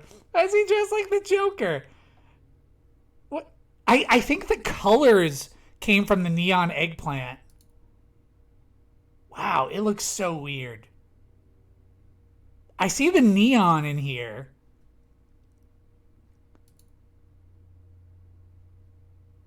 Huh. This one's funny. Because it's like if my dad was like a lounge singer or something. I think the entropy might be in his accessories. All right, I gotta know what this would be like without D. Snyder mentioned there. I think we got this one's hilarious. Like if this is the wow, okay, very different. Huh. Oh, wow, that's pretty cool looking though. It's weird as that car, the more you look at it, the more you realize how fucked up it is. Like, what is this?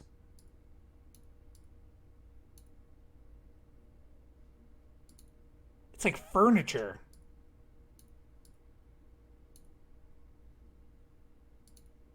Made a bunch of furniture. Why did it make... Where are the bones? Where are the bones? And I'm sorry it's like in this like template. It just Canva's being weird. Let's I think that image of my dad is sadly my favorite from that combo. So let's just I'm gonna put that into the stream.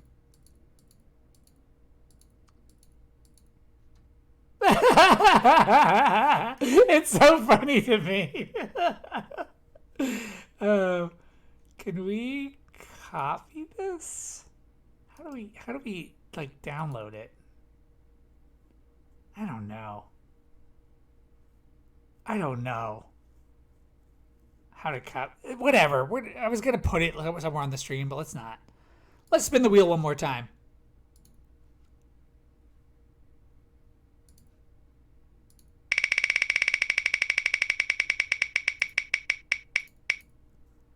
He-Man break! He-Man break, everybody. It's time for a He-Man break.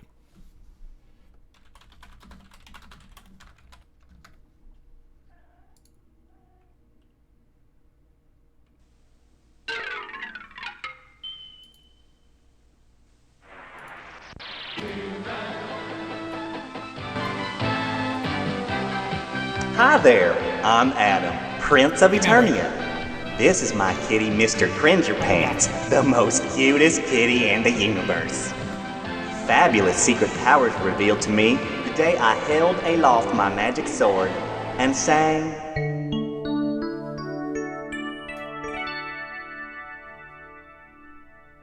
"25 years, and my life is still trying to get up that great big hill of hope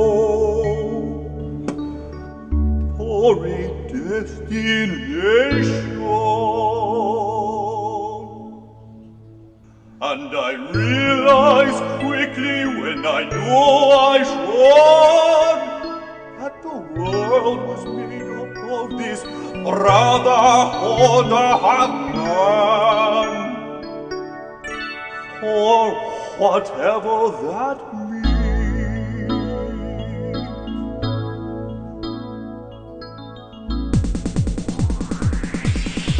And so I cry sometimes when I'm lying in bed just to get it all out what's in my head. And I feel it a little peculiar. And so I wake in the morning and I step outside and I take a deep breath and get real high. And I feel the top of my lungs, what's going on? And I say, hey, yeah, yeah, yeah, yeah.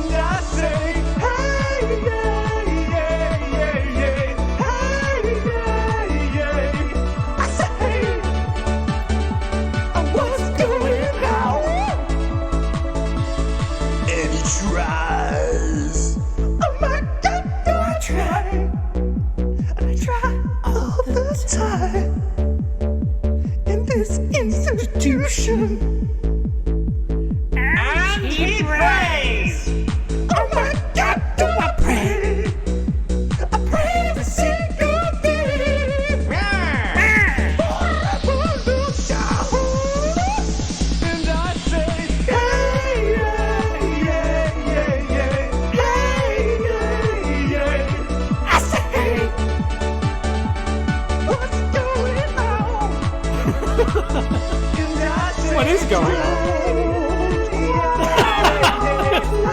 This part's on my favorite. Just keep it inside. And then the guy's just cooking. Learn how to hide your feelings. He's crying.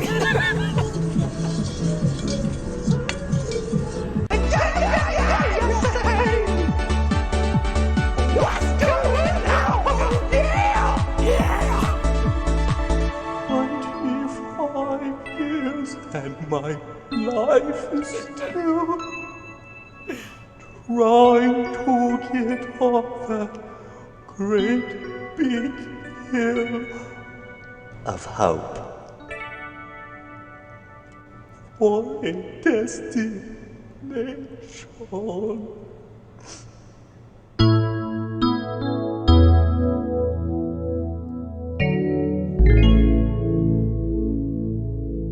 Wow. Wow, guys. What an adventure it's been. And no, I'm not done. Not done, okay? Just saying. It's been an adventure. We ate pussy chips. We watched He-Man. We did Metalocalypse voices. Dude, I love that video so much. I mean, there's a reason why it's like, it's my emotes. I have it on the wheel. I just find it endlessly entertaining. Let's do another draft, shall we? Because that was a solid deck. 20 years ago when people played in the office like every day. Yeah, I did not grow up. Well, actually, no, I did grow up with that song, but I did not remember it at all. I did not remember this song at all. Here's the question that's on my mind. Is He-Man homoerotic? Your answer. I think we all know the answer is yeah, it's basically very. Annie Lennox played in my house a bunch growing up. What is an Annie Lennox? Is that like a character from Cat in the Hat? Which may or may not be that song. Like the musician Annie Lennox played. I guess that's who sang the original song. I said, hey, what's going on? I didn't really know that song until I heard the He-Man version of it. And then when I found out, people were like, "Oh, that's that was like a big song in the '90s." Are my chip-eating habits homoerotic? You know, I ate penis-flavored chips. 4 non-blondes. Yeah, 4 non-blondes. I bet Annie Lennox influenced 4 non-blondes, probably. All right, let's do this. Yeah, you know, listen. Sexuality is a spectrum, all right? You know, and a man can eat penis-flavored chips, and his heterosexuality shouldn't be brought into question. Hell, we're in 2023. You know, why does anyone have to be a sexuality? Just be. You know, just be. Just exist. So you know, this is the thing. Thalia, great card, right? Great card. 3/2 first strike, great card. Galvanic Bombardment straight up beats it. So, like, it's so tempting to just say, so does this, though. Skur's Duelist. But I think a 3/2 first strike is just, it's really good. It's really good. And I don't want to just go straight back into red. I had a lot of fun. But, like, let's change it up a little bit. Like, maybe we can go humans or something. So let's take Thalia. What's the best card here? The best card here is probably Thraben Inspector.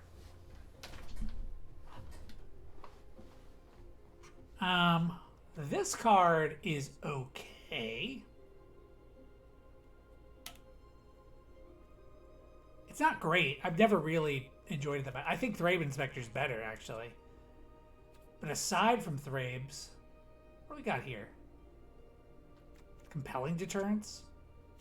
Essence Flux, maybe? I think Thrabes is the one. Huh. Interesting. Oh, a cultist. Cultist so good. I could go Boros. Go Boros. 5 mana for this is quite a bit. Investigate. This card's pretty good. But it's not amazing. I think Cultist is really impressed me. Ooh, an Anguished Unmaking. Oh, baby, I love the way you exile a target non-land permanent. Ooh, I want to do a Falconwrath Noble every day. Yeah. Falconwrath Noble's pretty damn good. So is Bound by Moonsilver. It's a tough one. Bound by Moonsilver, though. Damn, that's good. Another creature dies. Target player loses 1 life and you gain 1 life. Not like super married to stuff. Like, okay, what wins here? You can have a 2/2 flyer for 4, or you have this. They play this, you put this on them. Well, they're still getting the passive ability, but the attacks aren't triggering. Bound by Moonsilver isn't going to trigger their stuff. I think it's... Let's just take the white. The only sexual part is when Orca is on screen. I mean, Arco. That's a... Oh, wow. Another Bound by Moonsilver or an Accursor Witch. I think I take the other Bound. Sigarda's Aid.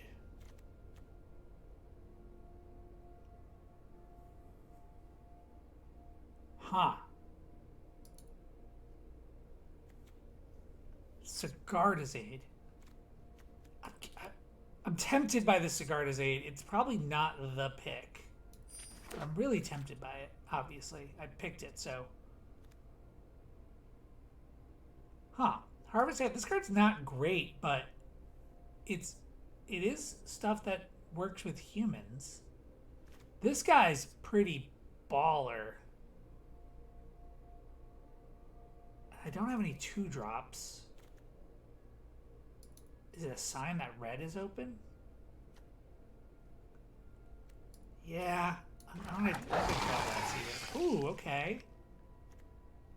So the cultist made it around. This guy's a human. Ooh, this is tough. I'm gonna take this cultist. Now I have a cultist and an occultist.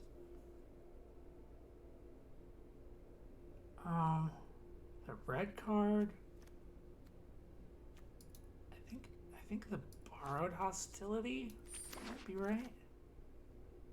Oh, Alchemist Greeting is still here? Wow, there's some decent Boros cards here. Okay. Oh, wow. The fucking Madness cards. Ugh.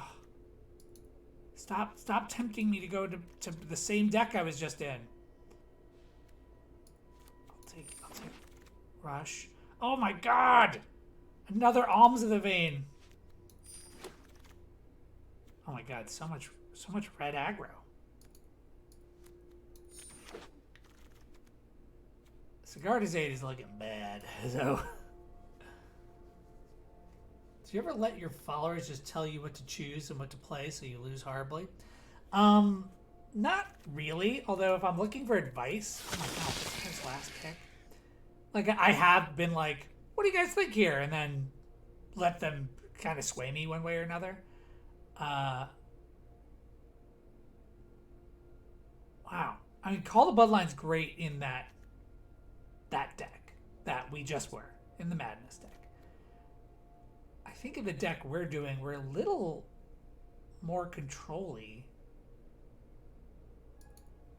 Thraben Inspector is also just great, but this guy's... I've seen him win games. I'm gonna go with that, with the Angel. Ooh, a Ride Down feels so good. There's a bunch of good cards here. Westfield Abbey's also good. Sack 5 creatures, transform it. I think Ride Down's is solid. This whole pack feels great.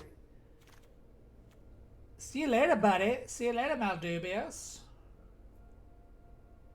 I think Puncturing Light is good. The land is very tempting because then we could try to splash in Anguish and Making. But I think Puncturing Light's just solid. Oh, that's interesting. Citrus Graph, +3/+3. When attacked, it doesn't untap. When it becomes unattached, sack that permanent. It's actually kind of good with what I'm doing here. Because like I could pop it on a Thraben Inspector, swing in. Oh yeah, like another guy. That'd be good for that.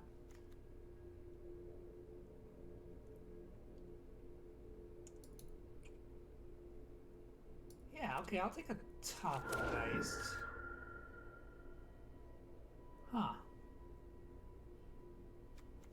seeing the beginning of a plan here. Yeah, so maybe there's like a Boros sack deck. Oh. So this attacking creatures you control at first strike. I don't think I have enough vampires, but damn, man, I should just do the same deck every time. That madness looks so good. So Traitorous Blood and Cultist are like a great combo. I think I'm gonna do it. Ooh, I like this guy too. My God, the madness deck.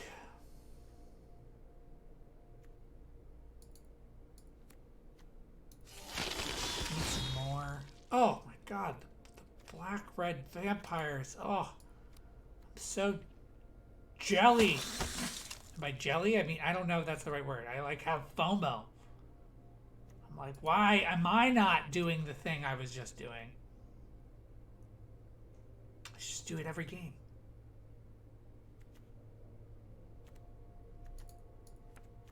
I'm like, even like, I'm clicking the black card. Like, I'm gonna take it. Oh, look at all these. Oh, another Alms of the Vein. Oh my God. Is there. Oh! I can't. It hurts. It hurts. Why didn't I just go Rakdos again? Ah! Yeah. I say, hey. Have you ever played Magic the Gathering, Julian? Do you know? Do you know what this? Oh my God! A weird vampire last pick again.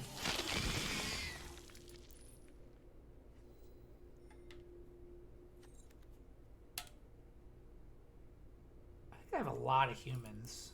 Let me see here. Maybe I'm wrong. One.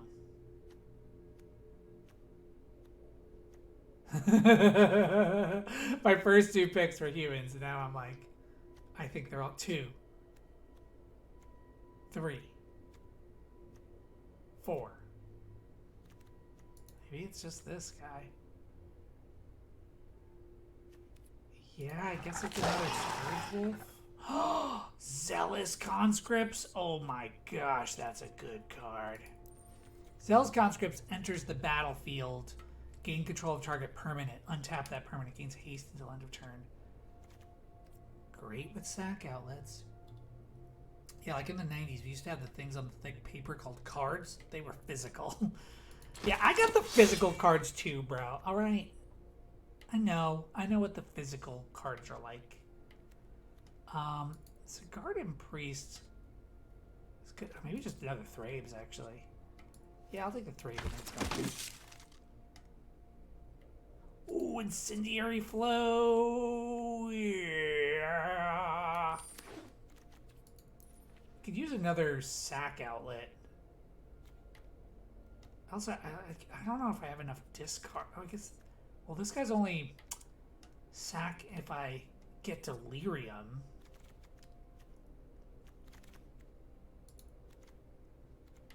Huh. Seance is interesting.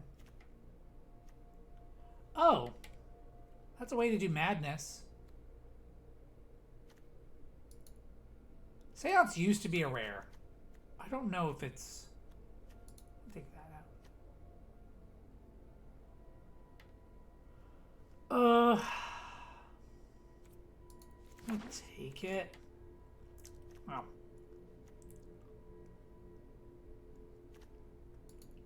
I'm gonna take the Masquerade, I guess. Take out Anguish the Making. I think I take the Apparatus because I do want Delirium. Doom Traveler is creatures to be sacked. Another Blood Mad Vampire. Damn, okay, I'm like not entirely certain what the flow of this deck is going to be like. Wow, another Blood Mad Vampire. Oh, but I need this. Oh my god, the Black Madness. I'm just taking it because there's part of me that's like, we're still doing it. Traitorous Blood. I don't know if this plan is sticking in.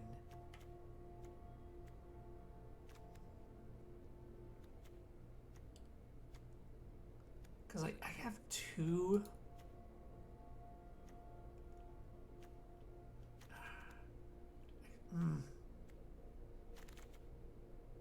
Wow. Okay, the Boros stuff still here.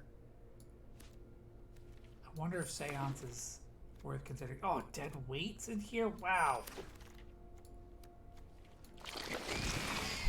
Simple games are more my speed usually. There was this minute back in the 90s where all these other CCGs came out trying to hop on the bandwagon, and some of them were dope as fuck, but most never achieved any critical mass to where there'd be anybody to play with. I used to really enjoy Shadow Fist and Netrunner. Oh, dude, one of my good friends, Master Wizard, he was like the biggest Netrunner player on the East Coast. Good friend of the other guys here, Mr. Nickums and Maldubius. They're both friends with him, and he tried to get me into Netrunner for a while. Really cool game. Okay, so what's like what the fuck?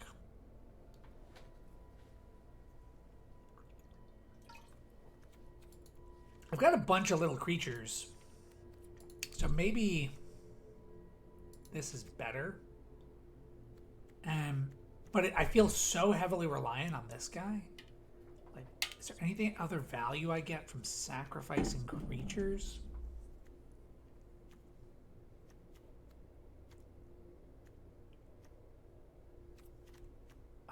Damn, this stuff actually... Okay, I gotta take this card out. I think that card's just gonna be bad. I think we are super aggressive, so maybe this angel is good. It's funny that she's just like flying overhead, just dropping nets. And not even targeted, just like, nets, go! And somehow those nets are just like, everyone! just hits everyone in the field of battle. She's really aggressive. But I think if we take her out, our deck gets more focused and more aggressive, which you know how much I like aggression. And that being said, the rest of our deck is quite aggressive. You pull out those top end cards, and it starts feeling like, oh, now I see what we're doing. We're playing creatures, we're smashing people in the face, and they probably are going to be barely able to stop it.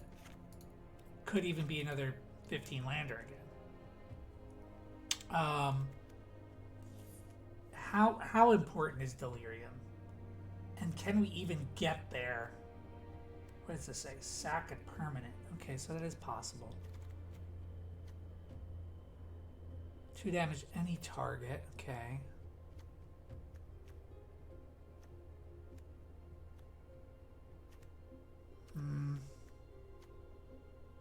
Man.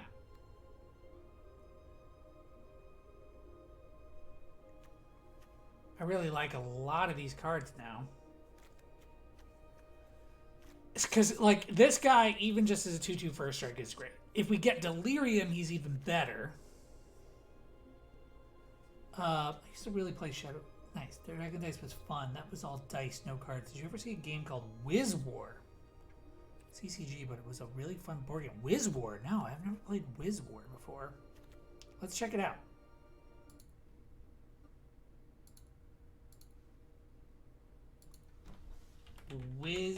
War.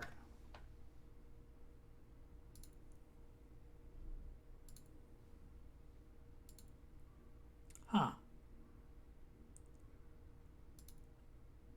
Piss Fight. A review of Wiz War and its expansion. Piss Fight. Huh. Having trouble reading exactly what it is, but some kind of like maze-like board, and you got spells. I see wizard hats. I've never seen this before, though. I've seen a lot of board games at this point. You know what? This is a kind of a side note, but I've been getting into board games. You know what I found out is Trey Parker, sorry, you guys can't see this. I'm just realizing. Trey Parker, the guy who made South Park, is like a huge board game fanatic. And there's this YouTube series online of like a Colorado-based group of gamers that do like reviews of board games and let's plays and stuff, board games. And he goes on their show all the time. And they did like a top 10 of Trey Parker's board games. And Trey came out there and did it. And Trey Parker, I couldn't believe his knowledge on the board games. He would literally be like, at number 7, it's another Matthew Donis game. But before he went and got big with Jumble Bumble's Fuck Village, and they're like, before Jumble Bumble's Fuck Village, like, well, the only real game there is Gemstone Wars. And he's like, no, it's not Gemstone Wars. Not Gemstone Wars. It was kickstarted in 2017. It didn't make its funding. No one. And they'd be like, I have no idea. Then he'd be like, oh, it's Village of Idiots. And they'd be like, oh, Village of Idiots. How do I forget about Village of Idiots? But he like knew it so well. All of his like board games were like way off what I thought would be, what his like picks would be. Like I like board games. I have a bunch of board games. I've played a bunch of like offbeat board games. His list was so obscure. And he painted so many pictures of being like, somebody comes over and I'm like, you're interested in board games, but you're not really that deep. What do I pull out? Everest. He's like, well, we're climbing Everest. I just tell people we're climbing Everest. And he talked about all these different games, but he was huge into them. And even in the shows lately, he actually talks about board games in them quite a bit. I cannot figure out what to cut here. The name of the podcast. Let's find out, actually.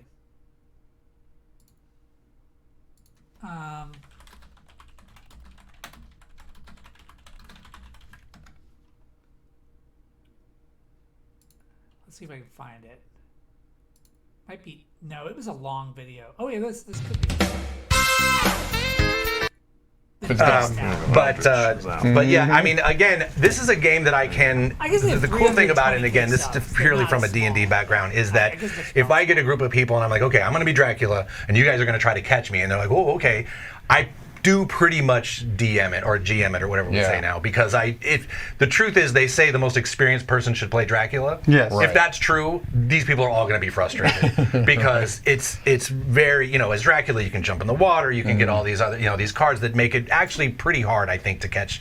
I can literally sit there and be right behind you all the time, and so I will let people usually catch me a few times and then use the right cards. Kill them. I think the combat system to this is really underrated. I think it's really cool. It's just rock, paper, scissors. Especially. Yeah. Third edition's really solo. I don't play a lot of solo board games, but I like this solo a lot. And I really like the expansion the campaign. This might actually be the one where he's having the... All right. My number 6 game, again, has been around a while.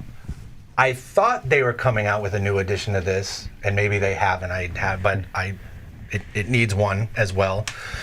This is a great solo game or 2-player game. I think once you get beyond 2, it's not great.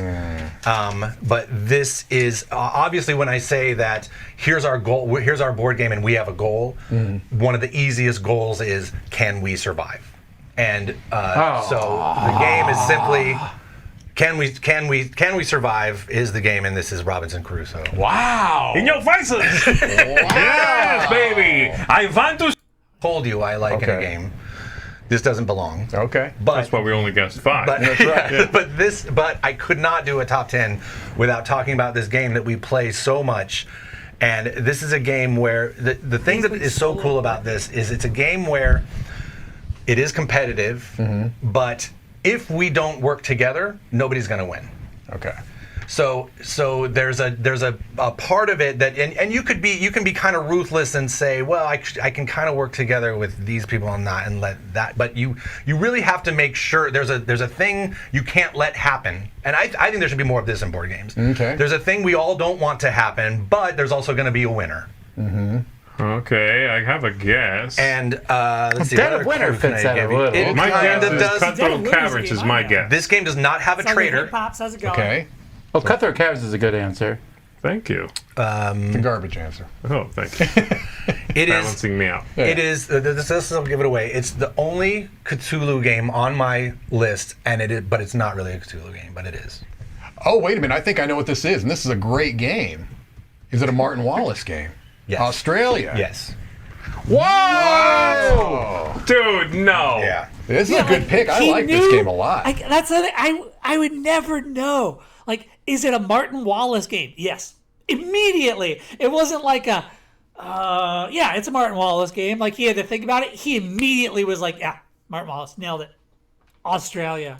No, you don't like it? I like it. No, I like okay, it. okay. I do. I just was not expecting this whatsoever. This. I racked my brain over trying to figure out how to justify this in my yeah, list no, based it's your on what 10 I top said. 10 games, But again, yeah. I No, don't Justify nothing here.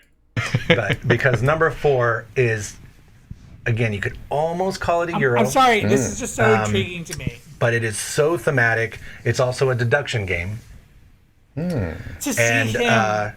it's probably it's the first game yeah. that we played that used an app, and we were like, wow, this app is really cool. And the app just did one specific thing in the game that you couldn't have done without the app. I guess you could have This is technically. Australia. Set in alternate reality 1930s, everything you do in the game costs time, which is one of Australia's most valued resources. At a point in time, the old ones will wake up and become an active player. They begin to reveal themselves and move with potentially devastating outcomes. You'll need to prepare wisely for the awakening and may have to cooperate with others to defeat the most dangerous old ones. I run a huge board game place. I love board games. Sorry, I was playing League. All good, dude. It looks awesome. Yeah, Technically, and that sounds it would have fantastic. Could this be what way I too much hope it math. is? Alchemist? Alchemist. Oh, it's not what I thought it was. Okay, Yeah. that's a good choice, Wow! No, this is Yeah, I not love the kind of a guys Euro from game. the, This is the a Euro game. podcast from the Pretending series. here. Come on. I'm just like Definitely a Euro. blown The away theming by of this, and list. Like, if you oh want to my say God. you feel like an alchemist in this game because all of the worker placement areas are things that you're doing. But what's so great? That I'll say that's my favorite thing. I think in a good board game is when it makes you feel like you're the thing in it. That's one of the things I love about Nemesis. Nemesis is like my favorite board game right now, and it's just like you just feel like you're fucking so like the character that you are, and your abilities that whether you're the captain who's commanding people or you're the repair person who can like go through ducts and stuff, you feel like you're that character, and then you can't help but end up acting like them. All right, so I need to cut 3 cards. Okay, I think this could be on it, but it is so good with like these little creatures and a scourge wolf. It's so good. So maybe Apparatus is on there, and I just don't worry about Delirium. I just treat them like 2/2 first strikes. Traitorous Blood. If I get rid of Murderous Hex, how many Madness Enablers do I have? 1, 2. That's it. So I think I'm keeping Murderous Hex. Have I ever played Titan? No, I've never played Titan. Well, now this is really making me want to play board games. Oh, guys, I kind of wish I was still in New York with you guys. Love my new place. But it'd be awesome to do a board game night. Titan the board game. This classic game of the fantasy monster Slugathon is a standby from the Avalon Hill Game Company of yore. of yore. The game still has a very devoted following, which is tribute to the depth of the various strategies and approaches. The game is divided into two realms, the master board and the battle boards. On the master board, legions of mythical creatures roam about trying to recruit bigger and badder monsters and kill opposing legions in the process. When combat occurs, the action moves to the corresponding battle board type corresponding to the area the fight's taking place in. After lots of dice are tossed, the army that remains standing is returned to the master board with the spoils of war, aka points. The points are used to recruit angels and archangels and to augment the leader character of the player's army, the Titan. As the points increase, the Titans become ever more powerful. At game end, the Titan is able to kill most other character with a single blow. But be careful, if the Titan dies, the player is out of the game. The last Titan standing is the ruler of all and winner of the game. That sounds like fun. Sounds like a lot of fun. Oh, wow. What? I'm like very confused by this. Is like board states. Wow. Wow, that looks fucking advanced. That looks super advanced. Oh, sorry, I just realized I didn't transition that state at all. Oh, also, I have my chat under... Huh. Why the chat is on the top? Oh, there we go. It's a print, but I don't go out long. Very fun. You go to a board game shop in New York or a board game restaurant, Philadelphia. Wait, you work at the board game restaurant? That's awesome. Are you making that shirt buyable in merch? I think I missed it. What shirt are you talking about? The problem with Titans is it takes like a few days or weeks to play. This Mad King Ludwig game is cool too. Hey, Zenithian Warfare! Thank you so much for following, man. Welcome to the stream. We're just talking about good board games while I try to figure out what I'm cutting from this very aggressive-looking deck. And if you feel like answering today's question, let me know the worst place you live. Also, you know what? Today I ate some vagina-flavored chips. They taste kind of like, I don't know. Oh, like sour cream and lemon. So, kind of like pork rinds. Thank you for the follow so much. You're the GM at 30. Dude, that is such a cool job. I wish I was doing that. I love playing role-playing games. I love it. I love it. It makes me so happy. It makes me feel like a kid again. I think Puncturing Light's coming out. I think these are the two that are going to come out since they're on my list. And then I think that's the deck.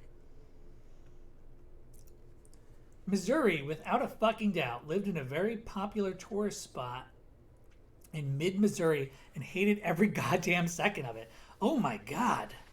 I'm sorry. Well, good to know. Don't live in Missouri.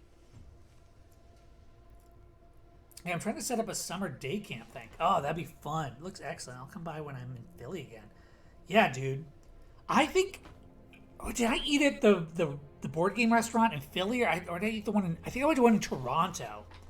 And it was so cool. I went, I ate dinner, and my wife and I played board games, but there were like people in other tables where they were playing RPGs, and they did like a D&D meal thing. And it was like... I want to say it was like $50 a person, but it was like 4 or 5 hours of food and a designated GM, and you sit down and you just run these missions. It was like so cool. Colorado is a beautiful state. Zenithian. That's a great place. Sorry, but the one in Toronto is awesome. We're friends with them. Oh, cool. Yeah, it was a really cool place. I love the theme rooms. Let's I'm gonna run a match here. I want to finish up these matches. Dude, I just finished up this long Rifts campaign. If you don't know what Rifts is, I actually have a Rifts tattoo on my arm now. Rifts is my favorite role-playing game. I've been playing it since I was like 12 years old.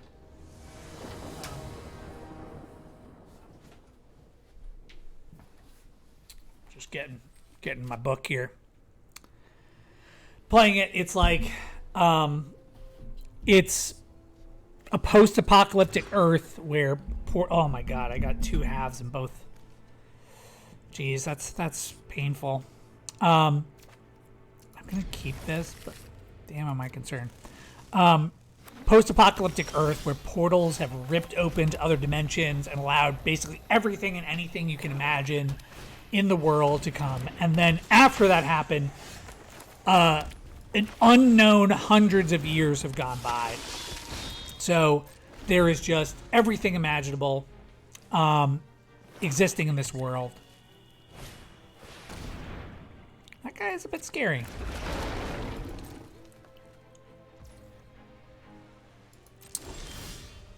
So, okay, so that's good. Let's just play Thalia since we got what we needed. And the great thing I love about the character class and the systems and rifts is just like it's not fair.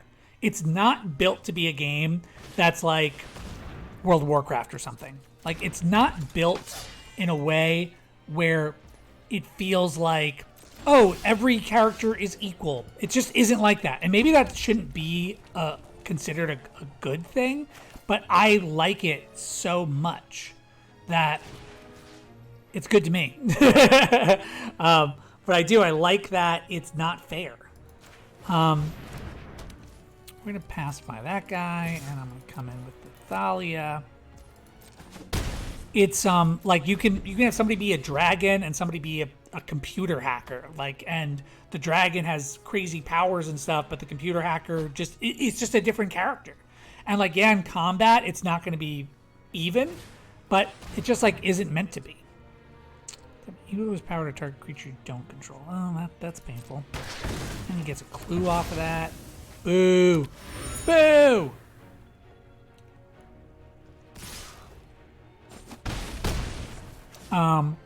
And so there's these things in the game called juicers. No! And see, that's why Thalia is bad, everybody. So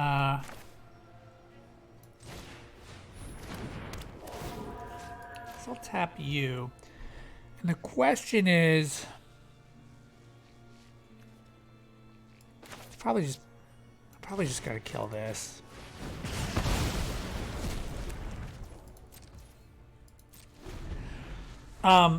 So these things called juicers. Juicers are like Bane. They have like drugs pumping into their system, and it makes them super strong, super fast. They have enhanced reflexes, but they die in like 4 to 5 years, something like that. Oh God, this thing is so good against me. Okay, let's do this.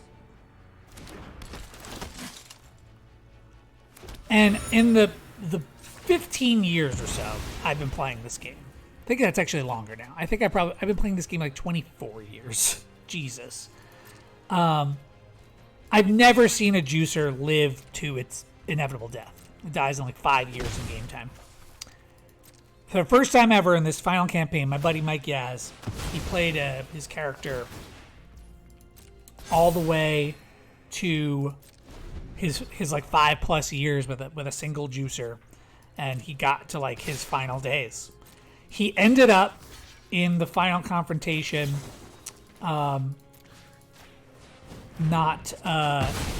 basically, instead of dying, I gave him the option to become the king of hell, and he chose to become the king of hell. So, you know, as you do. Oh, that was good. Oh, that's a good draw. Okay. I think I gotta take this. We just gotta take this sweet card draw right here, because it's gonna just put me so far ahead.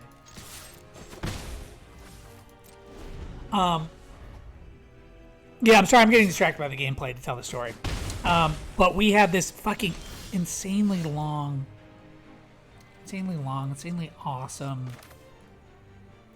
campaign that's just been going on since the pandemic. Since like we started like at the beginning of the pandemic, so we've been playing like 3 years. It's been so much fun. we did. We have this like ongoing thing with Hell, where they rescued somebody from Hell. I found out when I first started setting them in Hell, I didn't realize the Rifts had a book about Hell, and I was just like, oh wait, am I in trouble? Am I in trouble here, everybody? I gotta pay attention for a second. I have a different opinion on Thalia, given I run a playset of her in my Zorgus Soldiers deck. Oh, you like... I mean, Thalia's amazing. In the pack, it was her or Incendiary Flow, and I was like, this is the thing. I was like, she loses to Incendiary Flow, right? Damn. I think I have to block. I can't go down to 2. Yeah, it's unfortunate, but that is exactly what's going to have to happen here. And then he's going to start getting 1/1 counters. So land is pretty damn good for me. Okay, that is a land. So we're going to do this. And this. And swing in for 1. It's a bit painful. Yeah, I mean, granted, I took Thalia over the Incendiary Flow, though, because she's great. She's great. She's a 3/2 first strike for 3. She's fantastic. But just like, she just dies a little too easy. She died to the dead weight, Incendiary Flow, Galvanic Bombardment. She dies to basically like every common removal spell, even like a Rabid Bite here, would just end her.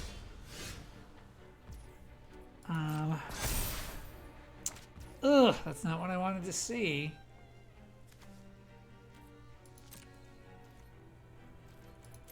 Well.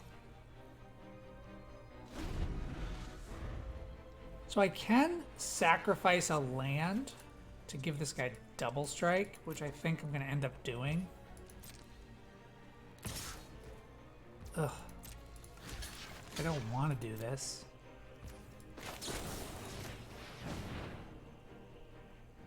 Oh, please don't have anything.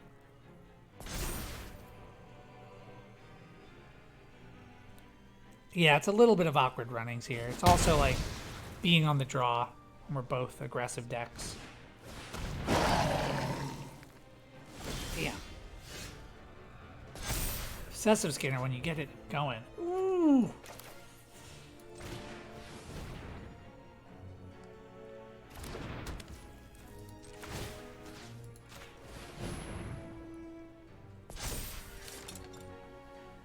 So wait, hold with it. At the beginning of each opponent's upkeep, if there are 4 more card types among cards in the tap target feature. Okay, we're gonna.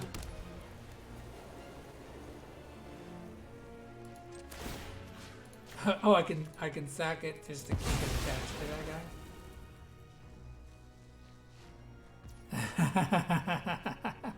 guy. That's kind of great. So now he has double strike. Oh, who's sending me a message?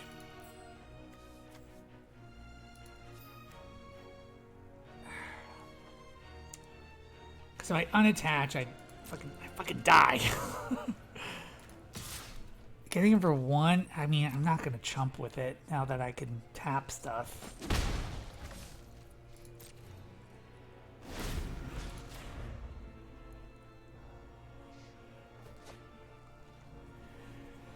Oh, this is a tricky situation. My health is just too low.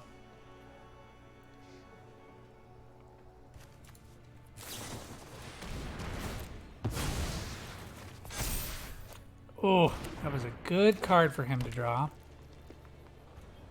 You want to just elf? So he's not going to risk the Skinner. Oh, I love it. Oh, I love having a Thraben Inspector.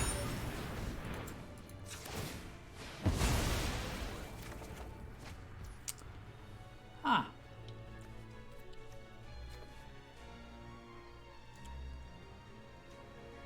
Is there any way I force him to... I kind of think I attack now.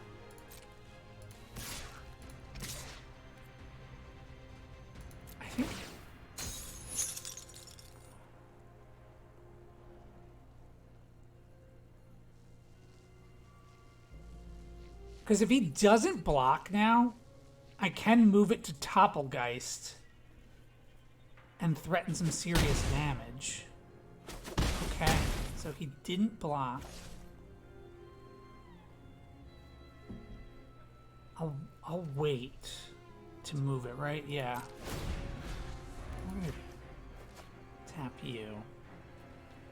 Ah! I guess this is a mistake because one removal spell.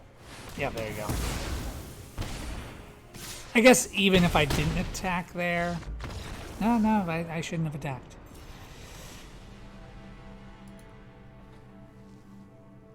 FFG to sell to Hasbro?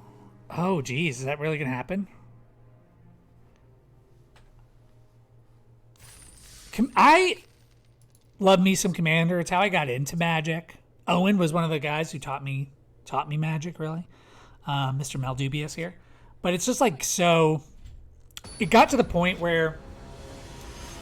I guess it just became, because it was so popular, they've just been pumping so much into the Commander market, that it just feels different. It just feels like there's a little... I guess I like in Magic that there's so much, so I'm not, like, awful about that. I guess my enthusiasm for finding Commanders is just dwindled, because there's just so many now.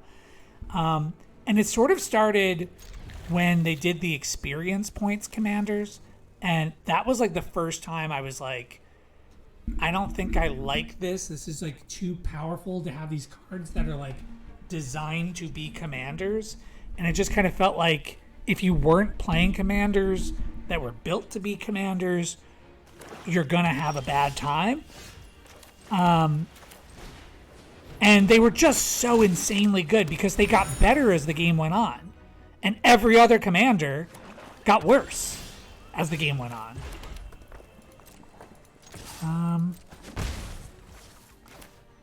Yeah, let's just play a 1/1 flyer. So it got to a point where you're just going like, why am I... It got hard to get, to open a pack, find a legendary creature, and say, whoa, he scooped. I guess he got mana screwed. To open a pack and be like, oh, legendary creature, I'm going to make this commander. And then you would go play, and the new commander decks are out, and they're just like, they just slap the shit out of you.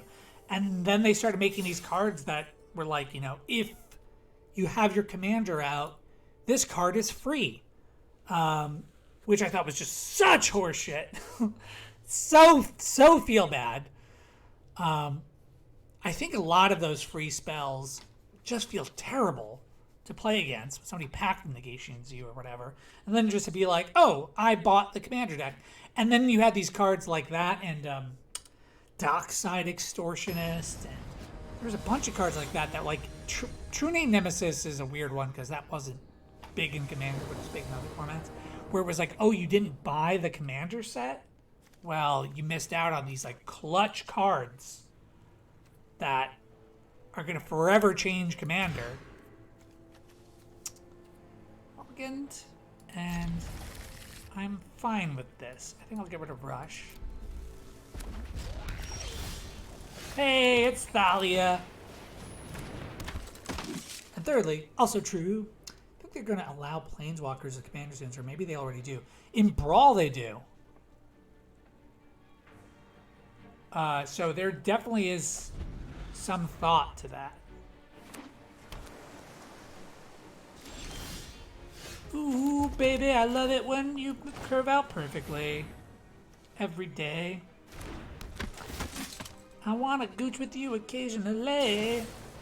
I knew he had bombardment because he was looking like, do I want to Panic Bombardment this Doom Traveler? And he's gonna regret using that on Thraven Inspector instead of Thalia. Wow.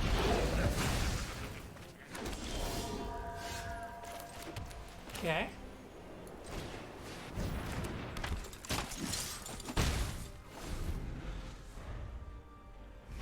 Do do do do do do. Ba bam. Do do do do do do. I could see that they did a commander set where they had like 5 planeswalkers that were allowed to be commanders, and then I think they did one weird one where it's not obvious that it can be a commander, but it can be. It's Grist, I believe it's called, the Hunger, and he's like the bug planeswalker.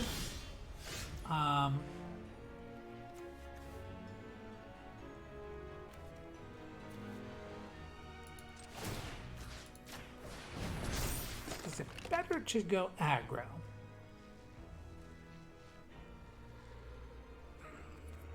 Yeah.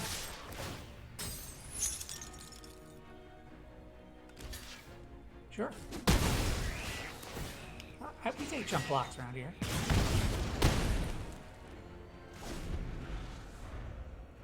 I mean, as far as I see that, he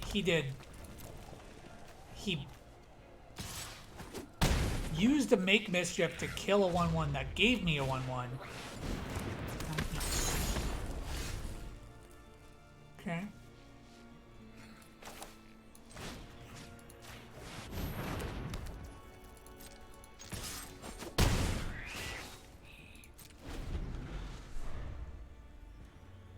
So they did that set of planeswalkers, and then they did Grist, and Grist technically could be a commander, because when he's not on the battlefield, he's considered a creature. So it was like a weird way of making it viable. I don't lethal. No, I'm wrong. It's 10.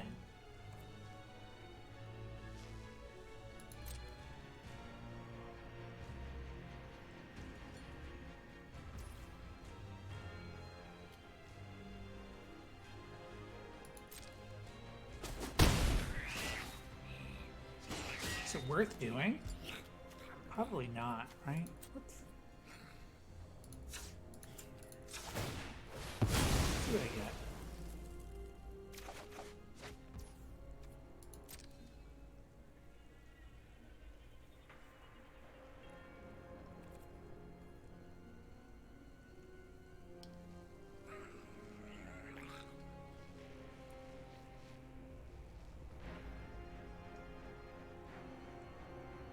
What is he doing?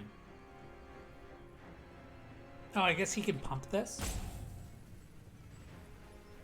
But yeah, Commander, I do love.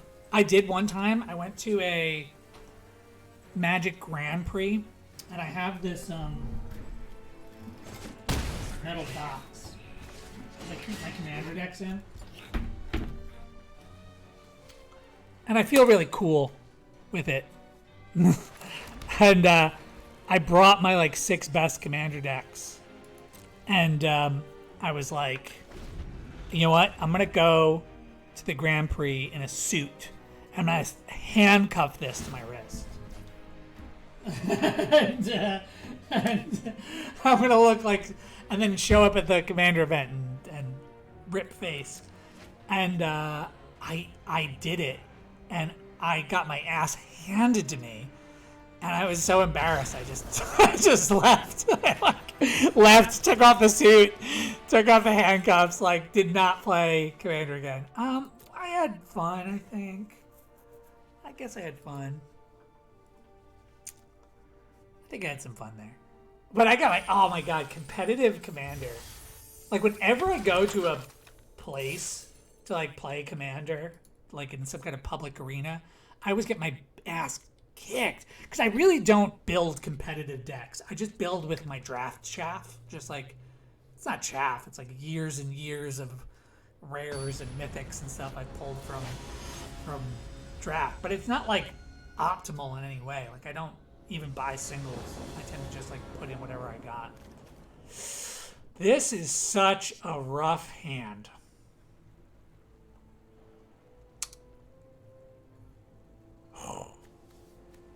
I'm gonna keep it, even though I probably shouldn't. If I get a mountain, I think I'm a very happy boy, though. I'm gonna be a very, very happy boy. But if you're looking for drafting tips, I think this is inadvisable. Give me a mountain. No, but it is a card I can play. which is something. It's close to good.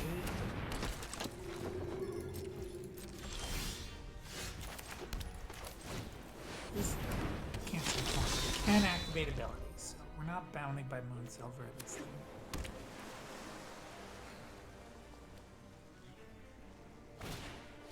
Okay, alright.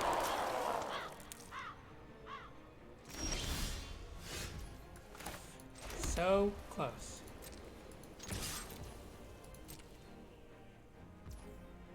Oh, okay. Do I do it just to do it? Probably not.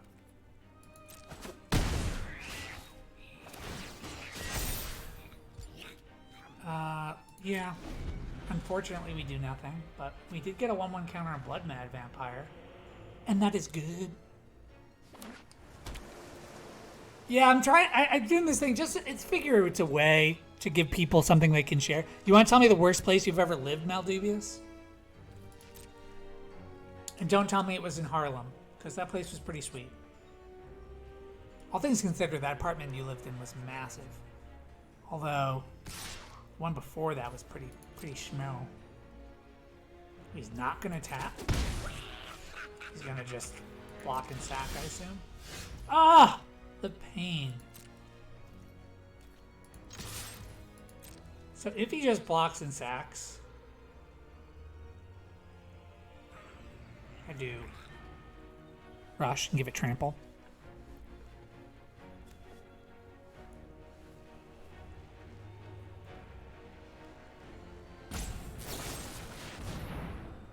No! My boy! Damn, that hurts. Well, I need 2 mountains. I think I'm gonna go into my deck list and change my deck, my mana rate a little. Okay, let me see. Let me see what I do this again. Give me a mountain. Okay, well that's something.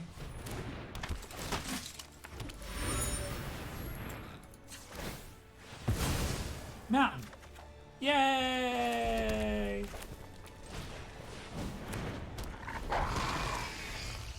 Okay.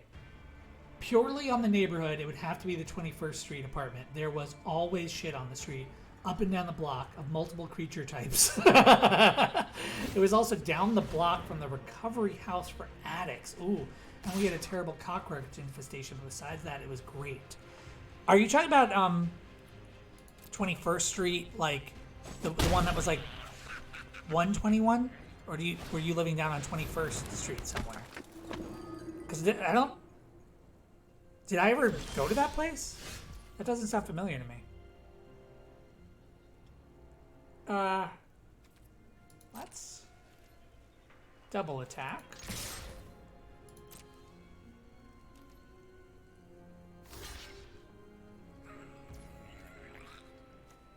And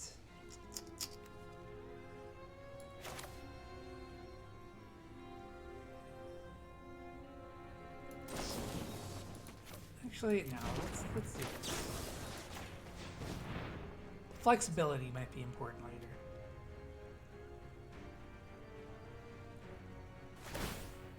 Oh, and the trample is also super significant because now it goes through.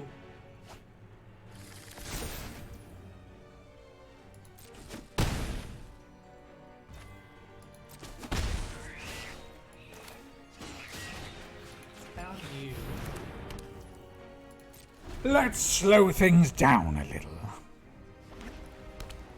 20th or 21st, I can't remember. Oh, in Astoria, AJ lived in the living room, I was in the middle room, and Ryan had the room with the separate entrance. Oh. Wait. You lived in my room? Or did I? Because I lived in the middle room with them. Did we just like live opposite lives? I lived with them in Astoria in a very similar situation. Did you live in my room? What the hell? What is life? Well, let's attack first.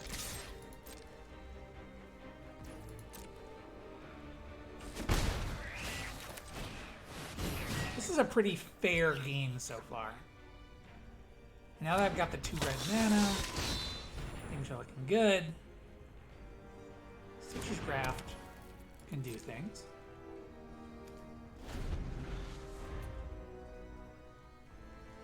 (2011 or 2012). Okay. Oh, well, yeah. When did I live with them? No, no way you didn't live in after. What the fuck? Okay, well, there's no angel or human in their graveyard. That's good. You are a gooch.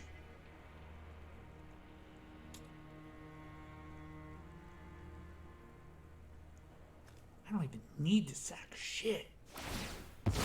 Oh, okay, he's moving it over, though.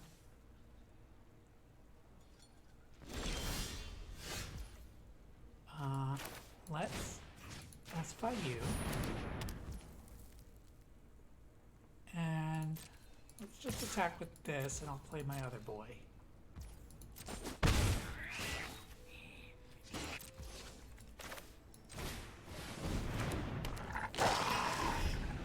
Oh, it's about to get good. I remember you living in a place over there. I came here to take that portable AC up your hand. Seemed like a nerd house. Yeah, so that's the exact place I was thinking of. We used to play board games. Owen used to come by. We played some Magic the Gathering. We had lots of fun. It was such a nerd house. Nerd house for sure. What's on you?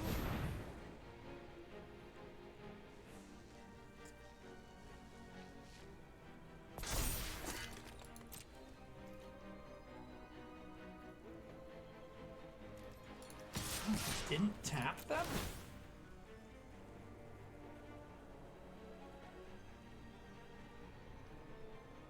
Interesting.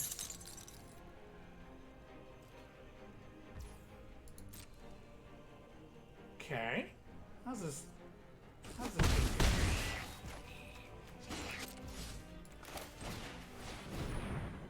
I think after that place we lived in on 190th and we got a nerd house. Nerd housing. Yeah. I remember that. I think I only ever went to your Harlem place. I don't think I ever went to your place in Astoria. Dude, moving in New York City was like such a. Almost every time was like the worst day of my life. I hate 100% of the time. I hated it every time. I assume you're gonna start tapping things.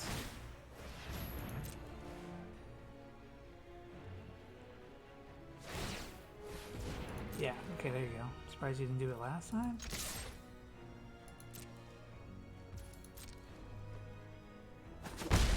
These humans are gonna be useful.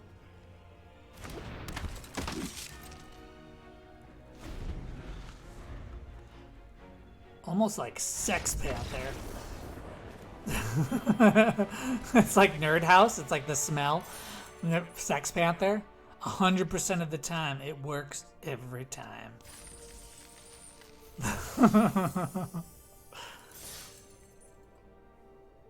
That doesn't make any sense. Oh, wait. Oh, are you saying about the move? Oh my god, I want to tell you guys a story. I want to tell you guys about my... Hey, this guy's got pig pants. Hey, everybody, you got pig pants. I want to tell you guys a story. Let me sing you a little ditty about moving in New York City. It's both one of the worst days of my life, and which goes to show how pampered and sheltered of a human being I am. But also one of the best. Like, it was a day the likes of which made me believe in miracles. Let's see what he does here. Not gonna risk it. Oh, in that case, I gotta kill it.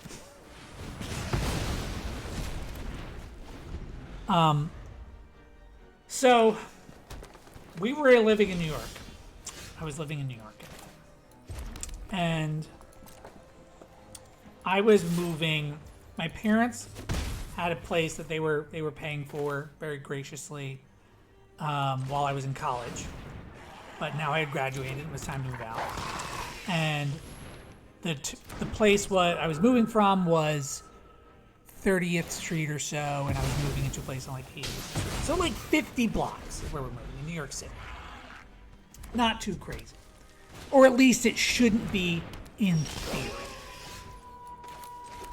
And what happened was, first off, there's one thing, which is my mom got this nice couch because my mom was going to school for a while, so she was staying at the place sometimes. My brother was staying with me sometimes because he was going to school at SVA.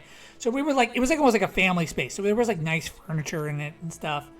And my mom got this nice couch, and the guy I was moving in with had the shittiest like street furniture couch, that he had like literally pulled in as garbage off the street, like as it happens in New York City, as is tradition. I think I'm just getting alpha.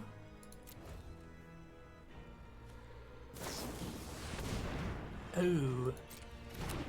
Well, I definitely fell for his trap card, but he fell for my trap card. You're getting rode down, bro.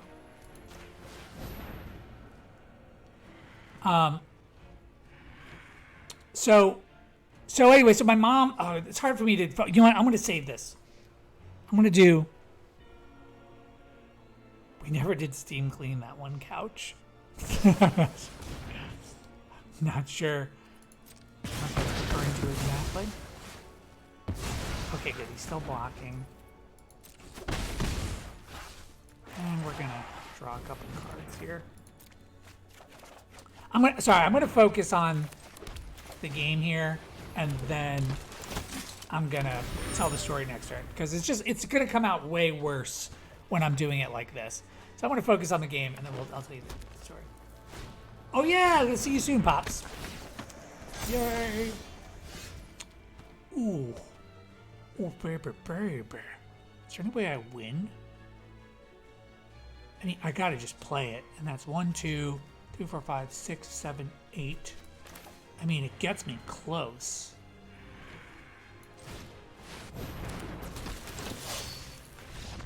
Oh, he scooped. Okay, here's the story.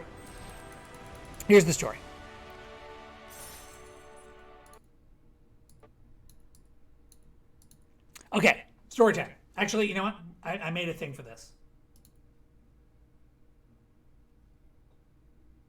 I don't feel like that. Okay, so we had to move like 50 blocks. My mom got this nice couch, and my mom was like, "I'm taking the couch. We're bringing it home." And I was like, "What?" I was like, "My friend's couch is so shitty. It's garbage. Please let me have this couch." And she's like, "No, we're gonna put it in the basement. Whatever. We paid for it. It's not your couch. You and your friend can't just take it." And I was just like, "No, it's my couch. I'm the only one living here. You can't take my couch." And I got really indignant. And eventually, she was like, "Fine, whatever. You can take the couch." And I was like, "But I fought for this couch. I'm about to move out." And the day before I'm supposed to move out, I'm like packing and stuff. And my dad contacts me and he goes, "Hey, it's supposed to be a big rainstorm tomorrow. We're not moving tomorrow. So don't worry about it. I'm going to fight with them. It's supposed to rain all day. We're not moving tomorrow. We're going to move in 2 days." So I was like, "Oh, great. So tonight I can, relax. And tomorrow I'll pack because it's going to be raining all day. I'm not going to go out."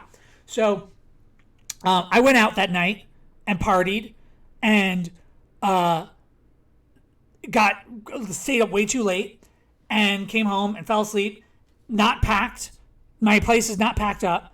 And then I get a call from my dad like 8 or 9 in the morning. Like I probably only slept like 5 hours. And it's like, "Hey, your brothers are over on the way with the truck." And I'm like, "What? It's raining." And they're like, "No, the weather changed. It's not raining anymore. We're moving today."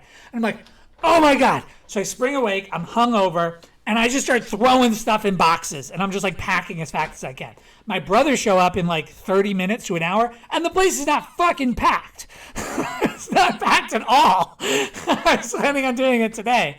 So they're like, "What the hell, man?" And Cody had gotten one of his friends. I wish I remember his name. He was like such a good guy. He came to help us move.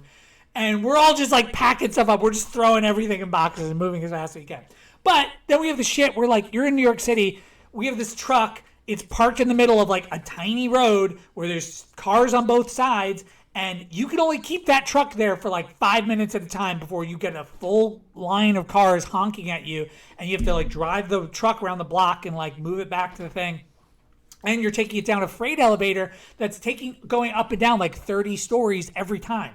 So it's not even a freight elevator. It's like the public elevator everyone's using. So you're loading things in, you're going into here, you're loading them out, you're waiting until you get to the bottom, then running out, and then you get out to the truck, and it's like, now you got to move the truck again. So you have to go move the truck around, and you got to do that over and over. And then when you get upstairs, you got to pack. So like, you're so fucking exhausted, and like the cycle is exhausting and time consuming. And just like, it's not working. It's not a good situation. So then we get to the couch, and we get to a point where we're like, okay, this is the stuff that's packed. Let's get this stuff into the truck and take it up to the place and unpack it there. And then two of us, I think it was Cody and his friend, are gonna stay here and pack the rest of the stuff. Then when we unpack there, we'll take the truck back down, and that way it'll be faster to pack stuff into the truck. So we get the stuff back in. Most of the stuff we took was like furniture we were keeping, like the couch. So we bring this couch up towards the apartment, and almost immediately, this couch cannot fit in the hallway into my new apartment. My new apartment is literally like, I think they call it a train track, where it's one strip where it's like kitchen, living room, which is just a hallway, my room, his room, and it's all in a row, right? It's all thin as fuck. And I had measured the width of the door and the width of the living room to make sure that it could fit in there. And I thought it could. I thought it was by the diagonal for some reason. I didn't think if it's the widest part. I thought if the diagonal, or if I thought for the length or whatever. I don't know. What I did was stupid. It was the first time I'd ever done a New York City move. So we can't get the couch into the very first hallway of this building. And we start being like, oh my God, like, what are we going to do? So I go down to a local tool shop to get a screwdriver to take the legs off this couch. And I keep going and coming back with different legs. And eventually I come back and I see my brother Jesse, just staring at the wheels of the couch. And he notices they're crooked, and he just starts turning them with his hands. And after like an hour of trying to get these fucking things off, I realized you could just spin them off the bottom. Oh my God. So we spin the legs off, and now we can get the couch into the building, but we're realizing like it is so narrow that if you stuck your fingers on the side of the couch, it would stop. Like, it is so tight of a fit. So, and then these narrow hallways go into these staircases with railings. We have to then roll the couch over onto the staircase, one of us has to climb over the couch onto the other side of the staircase, and then pick it up and then roll it over the other railing. And the whole time, the margins are like half an inch. We do this up 3 stories, the two of us, bringing this couch up there. My fucking new roommate's got a bad back. He's not helping. And then we do it again. And we bring it up, railroad, yeah. We bring it up the 3rd story. And now we get it down into the corridor where my apartment is. And okay. So this is like, it's like I don't know what to call it. Like, it's a little alcove, and there's a door here, and there's a door here, and our door is here, right? So we feed it into this alcove, and our plan is we're gonna feed it in, stand it up, then lower it into the new apartment, right?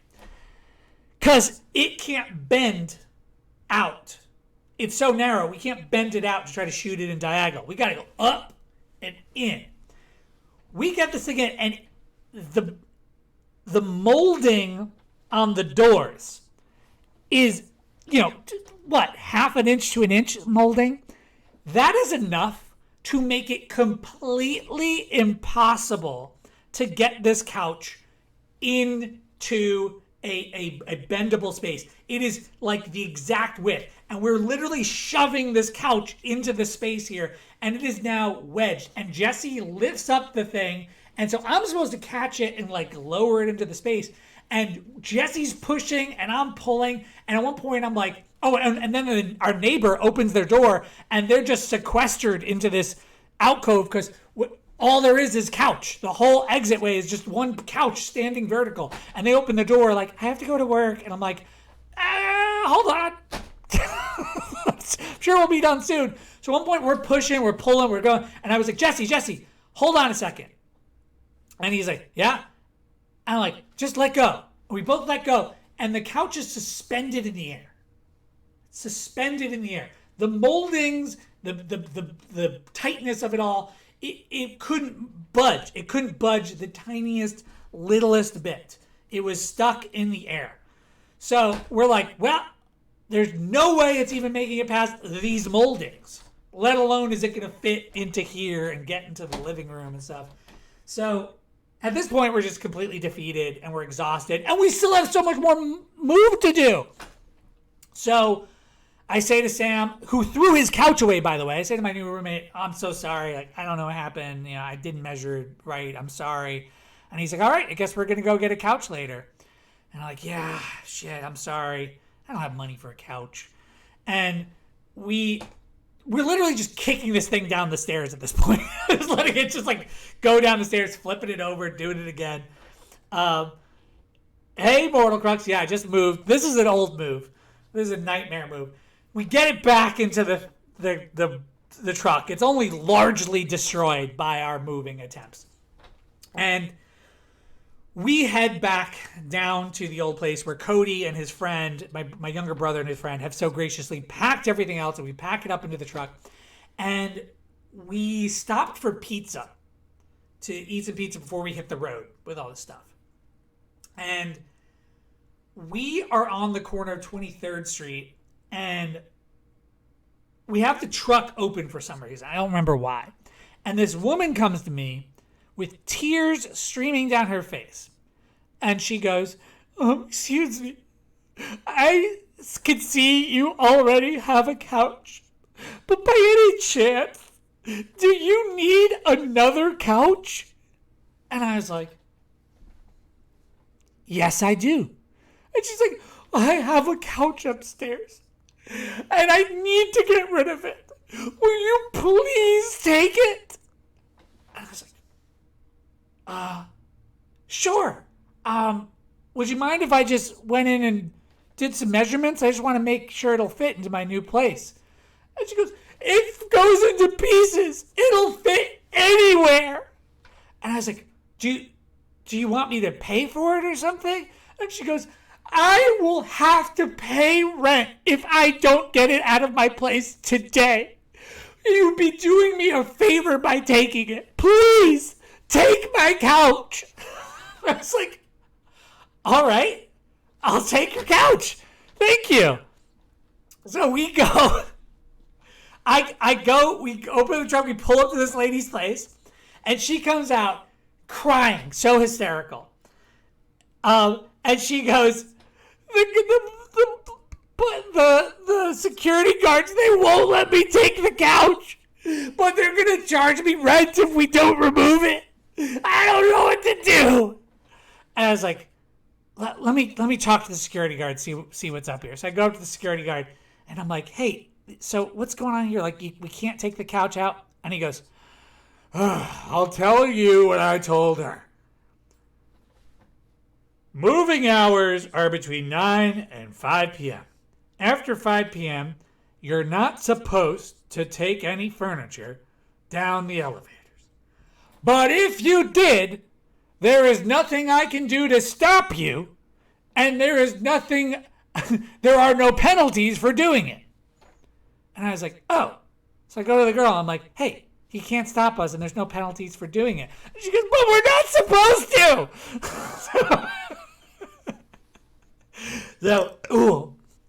So I go up there, and there's a very nice and stressed out looking man painting the walls in there. Very, just like, and I'm just like, hey man. And he's just like, And it's just like seeing like some friend who got like roped into helping the most stressed out lady in the universe. And we go in there and we unpack this fucking couch and breaks into pieces and we load it into the truck and we bring it up and it fits perfectly in my new place. And I got a couch. And never in the history of like living in New York City did I ever have somebody do that to me. Like just run up to me and say, please take my furniture. But it was the exact moment I needed a couch that somebody just walked up and just offered me a couch for free. So I don't know. I felt like it was one of the most stressful, miserable days. But at the end of it, felt like I just knew. I was like, I got a guardian angel or something. Somebody's looking out for me. And that's my story. That's my story of moving in New York City. All right. Hey, Mortal Crux. How you doing, buddy? Thanks for keeping me updated on my Twitter account being hacked by that crypto thing. I decided to just make a new Twitter entirely. Doesn't have anything on it yet. Well, we'll do it. But yeah, that was wild. That was a wild day. Yeah, this is a fine hand. I need one more land, but we're good. We're good here. How you doing, Mortal Crux? Do you watch Iron Pineapple by chance, Mortal Crux? He does this thing. He calls it Steam dumpster diving, where he goes and plays like a bunch of Souls-likes according to Steam and just plays them. I feel like your game would be great for that. I don't like that gentleman. This kitty cat is all up on, man. I think I should kill this. I just know, at least for me, it would be so good right now. So, if his deck's anything like my deck, then he really wants that guy. Hello. Oh, this cat is so happy. Oh, I got another story that's kind of been crazy lately. So, okay. All right. So, this is another thing that happened recently. Well, that didn't happen recently. That happened like 10 years ago. Crazy thing. Actually, closer to 13. Jesus. Oh, no. I need lands. I need lands, please. Do. Need lands. That's a land. It's a perfect land. Do. Keeping up with your account. Thankfully, the main crypto brand they were advertising for got banned. Which has just been inactive since. Yeah, and I actually went on it today. It looks like they suspended the account, which is good. I don't want my account spamming crypto, but like also they've been totally not helpful in helping me get any of my account back. They just keep sending me in loops over and over again. All right, so I got a story about. Let me show you guys. It's not about this cat. It's about my other cat. But oh man, he's doing the stuff I want to be doing. No attacks. Or no block. He's got a lot of lands. Ah. Damn, look at all the cards he's playing.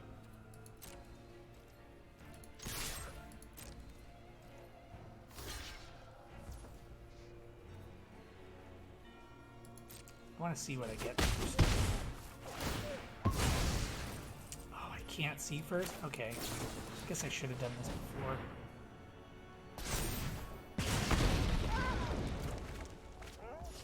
Oh, that's semi-good. Great for blocking a 4-1. He is running out of cards. Maybe I'm okay. So recently... Okay, so let's rewind a year. About a year ago, there was this like really sweet stray cat on just outside my door, and do you want to discard your last card to kill this? Okay. The answer is no. Unless it's another make mischief. Oh my god! Hit it, dude.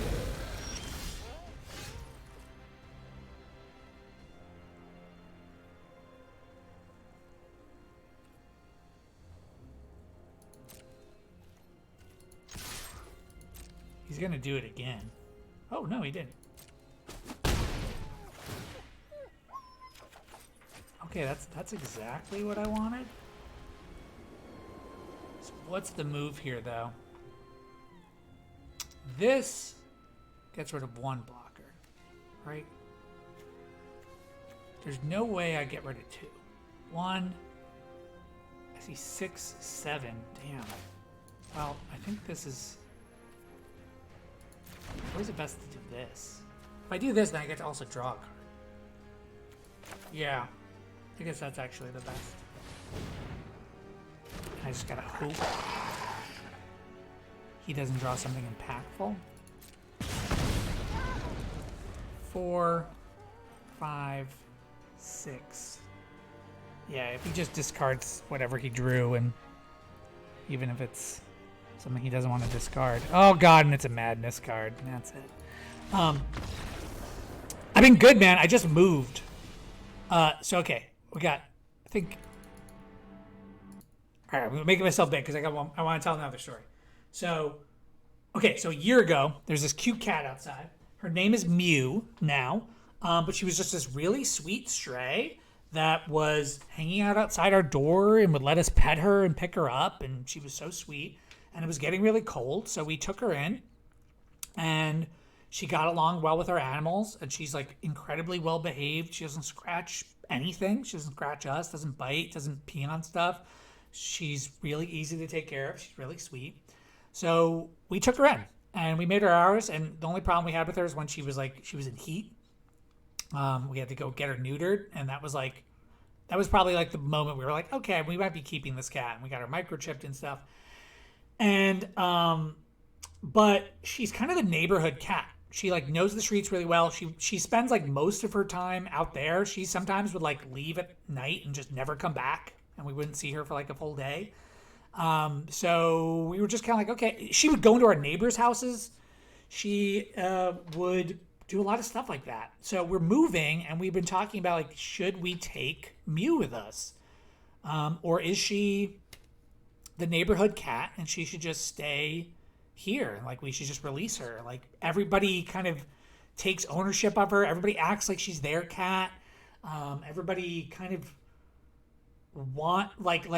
was taking care of her and taking her in and feeding her. So we're like, maybe she's not with us. So I just said to her, I was like, if you don't want to come with us, go get lost one of the times we let you out. And like a day after I said that to her, she got lost. No, I'm joking. She just like one point, just like outside the door, just like jumps and then comes like running inside, and we don't think anything of it. And we see later she's like covered in blood, and we are like, oh my god, like, are you okay? So we take some wet paper towels and we start wiping away, and she's got like a hole in the side of her neck, and it's not bleeding anymore, but she's got like a hole in her neck. And we're like, whoa, okay, are you okay? What happened here?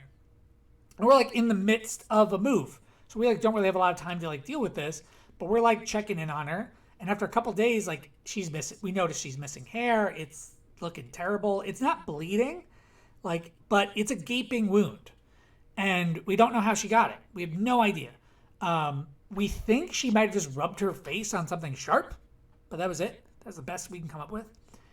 And so we take her to the vet, and they're like, "Thank God you brought her here and you're taking care of her, because she would have died. Like, this is like a wound that definitely would have gotten infected if you left her out.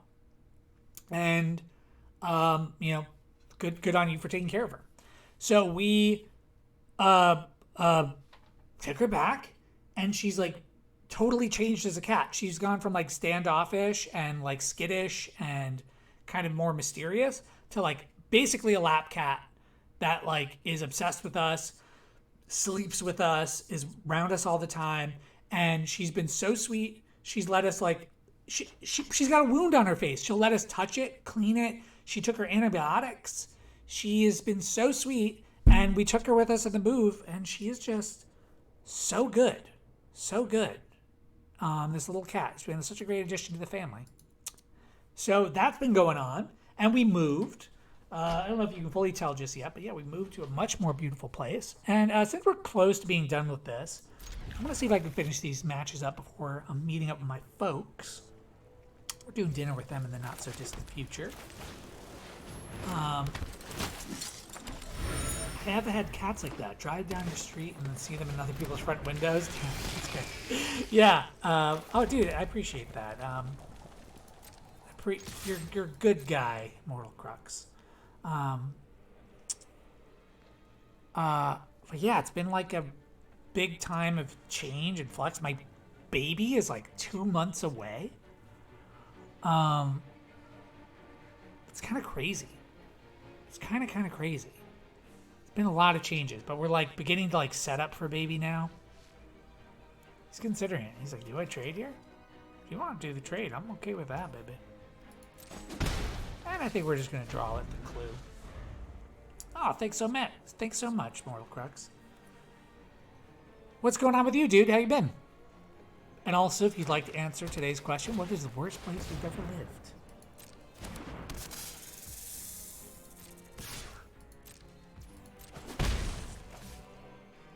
News Constrictor, very good card. This is one of those cards that was like, it was in one of the Master Sets drafts. That and the Lancer. Both like damn good in those sets. Hey, that's a good card. I've got all the Madness Enablers. There's a Madness card.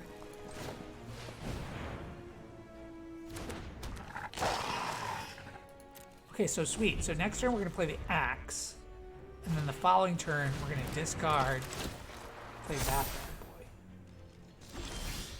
Oh. Interesting. He didn't attack. Okay, we'll do this.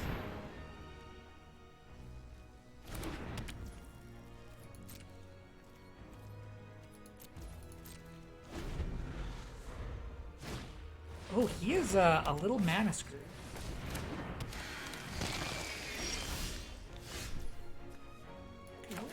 Play one more land.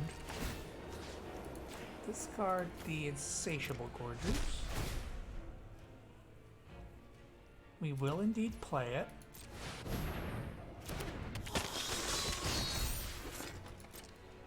Insatiable Gorgers probably just trading with one of the Dryads, honestly. And discard 2 cards? Wow. I mean, that's kind of okay. Discarded 2 4/5s. Okay.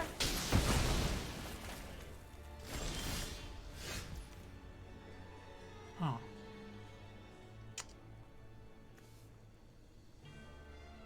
I mean, he's just gonna block with a Dryad, right? So let's do this. Let's see if I can find something worthwhile here. Ooh. Well.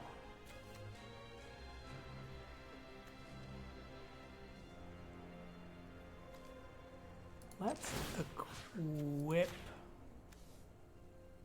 and Madness the Occultist.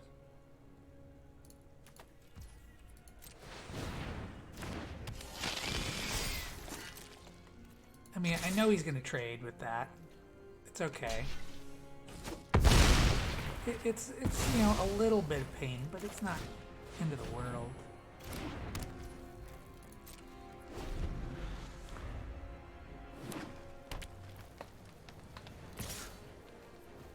Yeah, no blocks on that.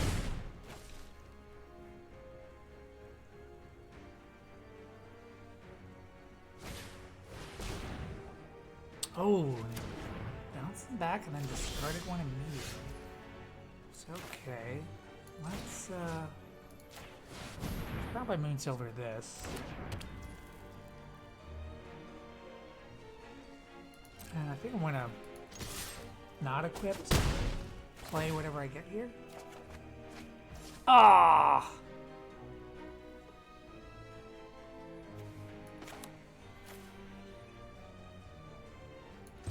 Hurts just a little bit.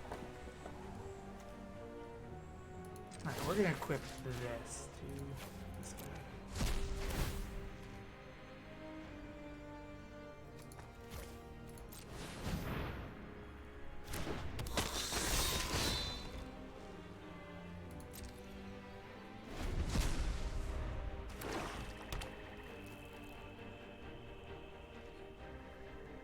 does this say?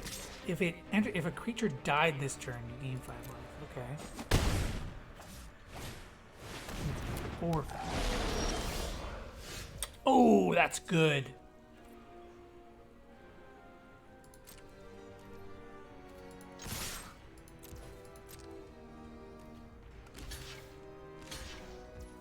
So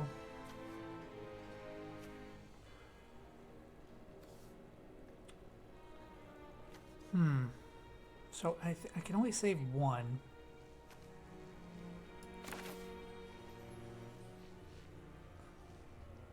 I think it's the occultist. Or I give +3/+0 for here, or I give for strike here. It's a tough one. Sorry, buddy. I'll read the message in a second. I think the cultist I like better. I'm fine with losing to Skinner.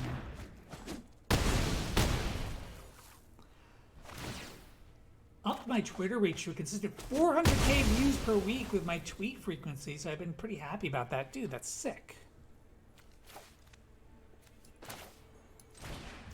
I wish I could play that.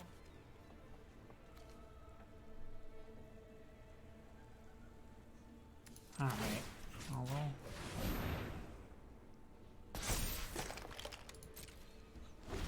I also learned I might get a slot in the PC gaming show this year to showcase the trailer, so I'm hyped about that as well. Dude, that's amazing. Congratulations. Oh, okay, well. Really need to hit something good here. Give me something good. Oh, that is pretty good.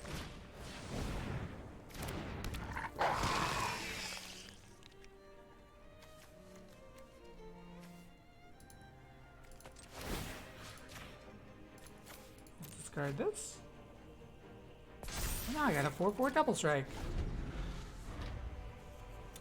Dude, that's great. Where is the PC gaming show?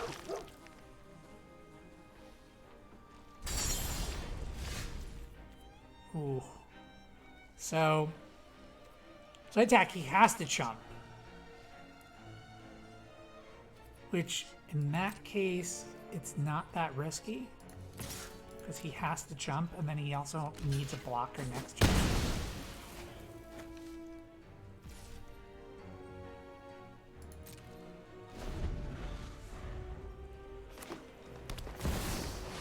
Oh, wow. Wow. That's great for him. Draw 4. But, wait, whoa, dude, you lose. Oh, he can discard his whole hand? No. Wait. Isn't that... I count 9. Because he can't get delirium. No, it's 10 exactly? Oh my god. Oh my god. Well, that was a good GG. That was a very good game. That could have went either way. I'm going to look this up right now. PC gaming show? Or is it like a streaming event? Sunday, June 11th. That's awesome. Oh, you know, I gotta go follow you on my new Twitter. Oh my god, you missed this. I forgot about this. Yeah.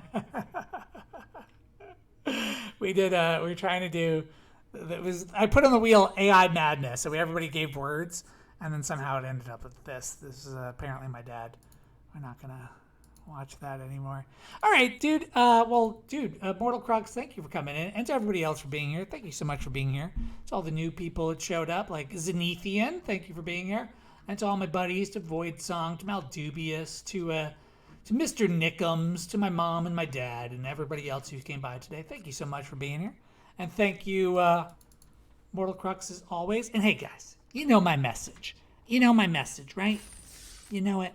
My message is always, give yourself some love, you know? You gotta love yourself. You gotta love yourself, okay? give yourself a big old hug. Because when you love yourself, you can make a little closed network inside of yourself, and you don't need anything else. Self-love, it's very important. There's no reason you don't have to love yourself. It's infinite. It's free. Give it to you. I love you. I love you. You know why? Because I love everyone, everything. It's free. Costs you nothing. So just love everything. So just do it. Just do it. Just love everyone, love everything, love each other. Love yourself. Thank you, guys. Thank you, Maldubious. Thank you, Owen. Thank you, Mortal Crux. Thanks for the hearts. Thanks for the donations. Thanks for the follows. I much appreciate it.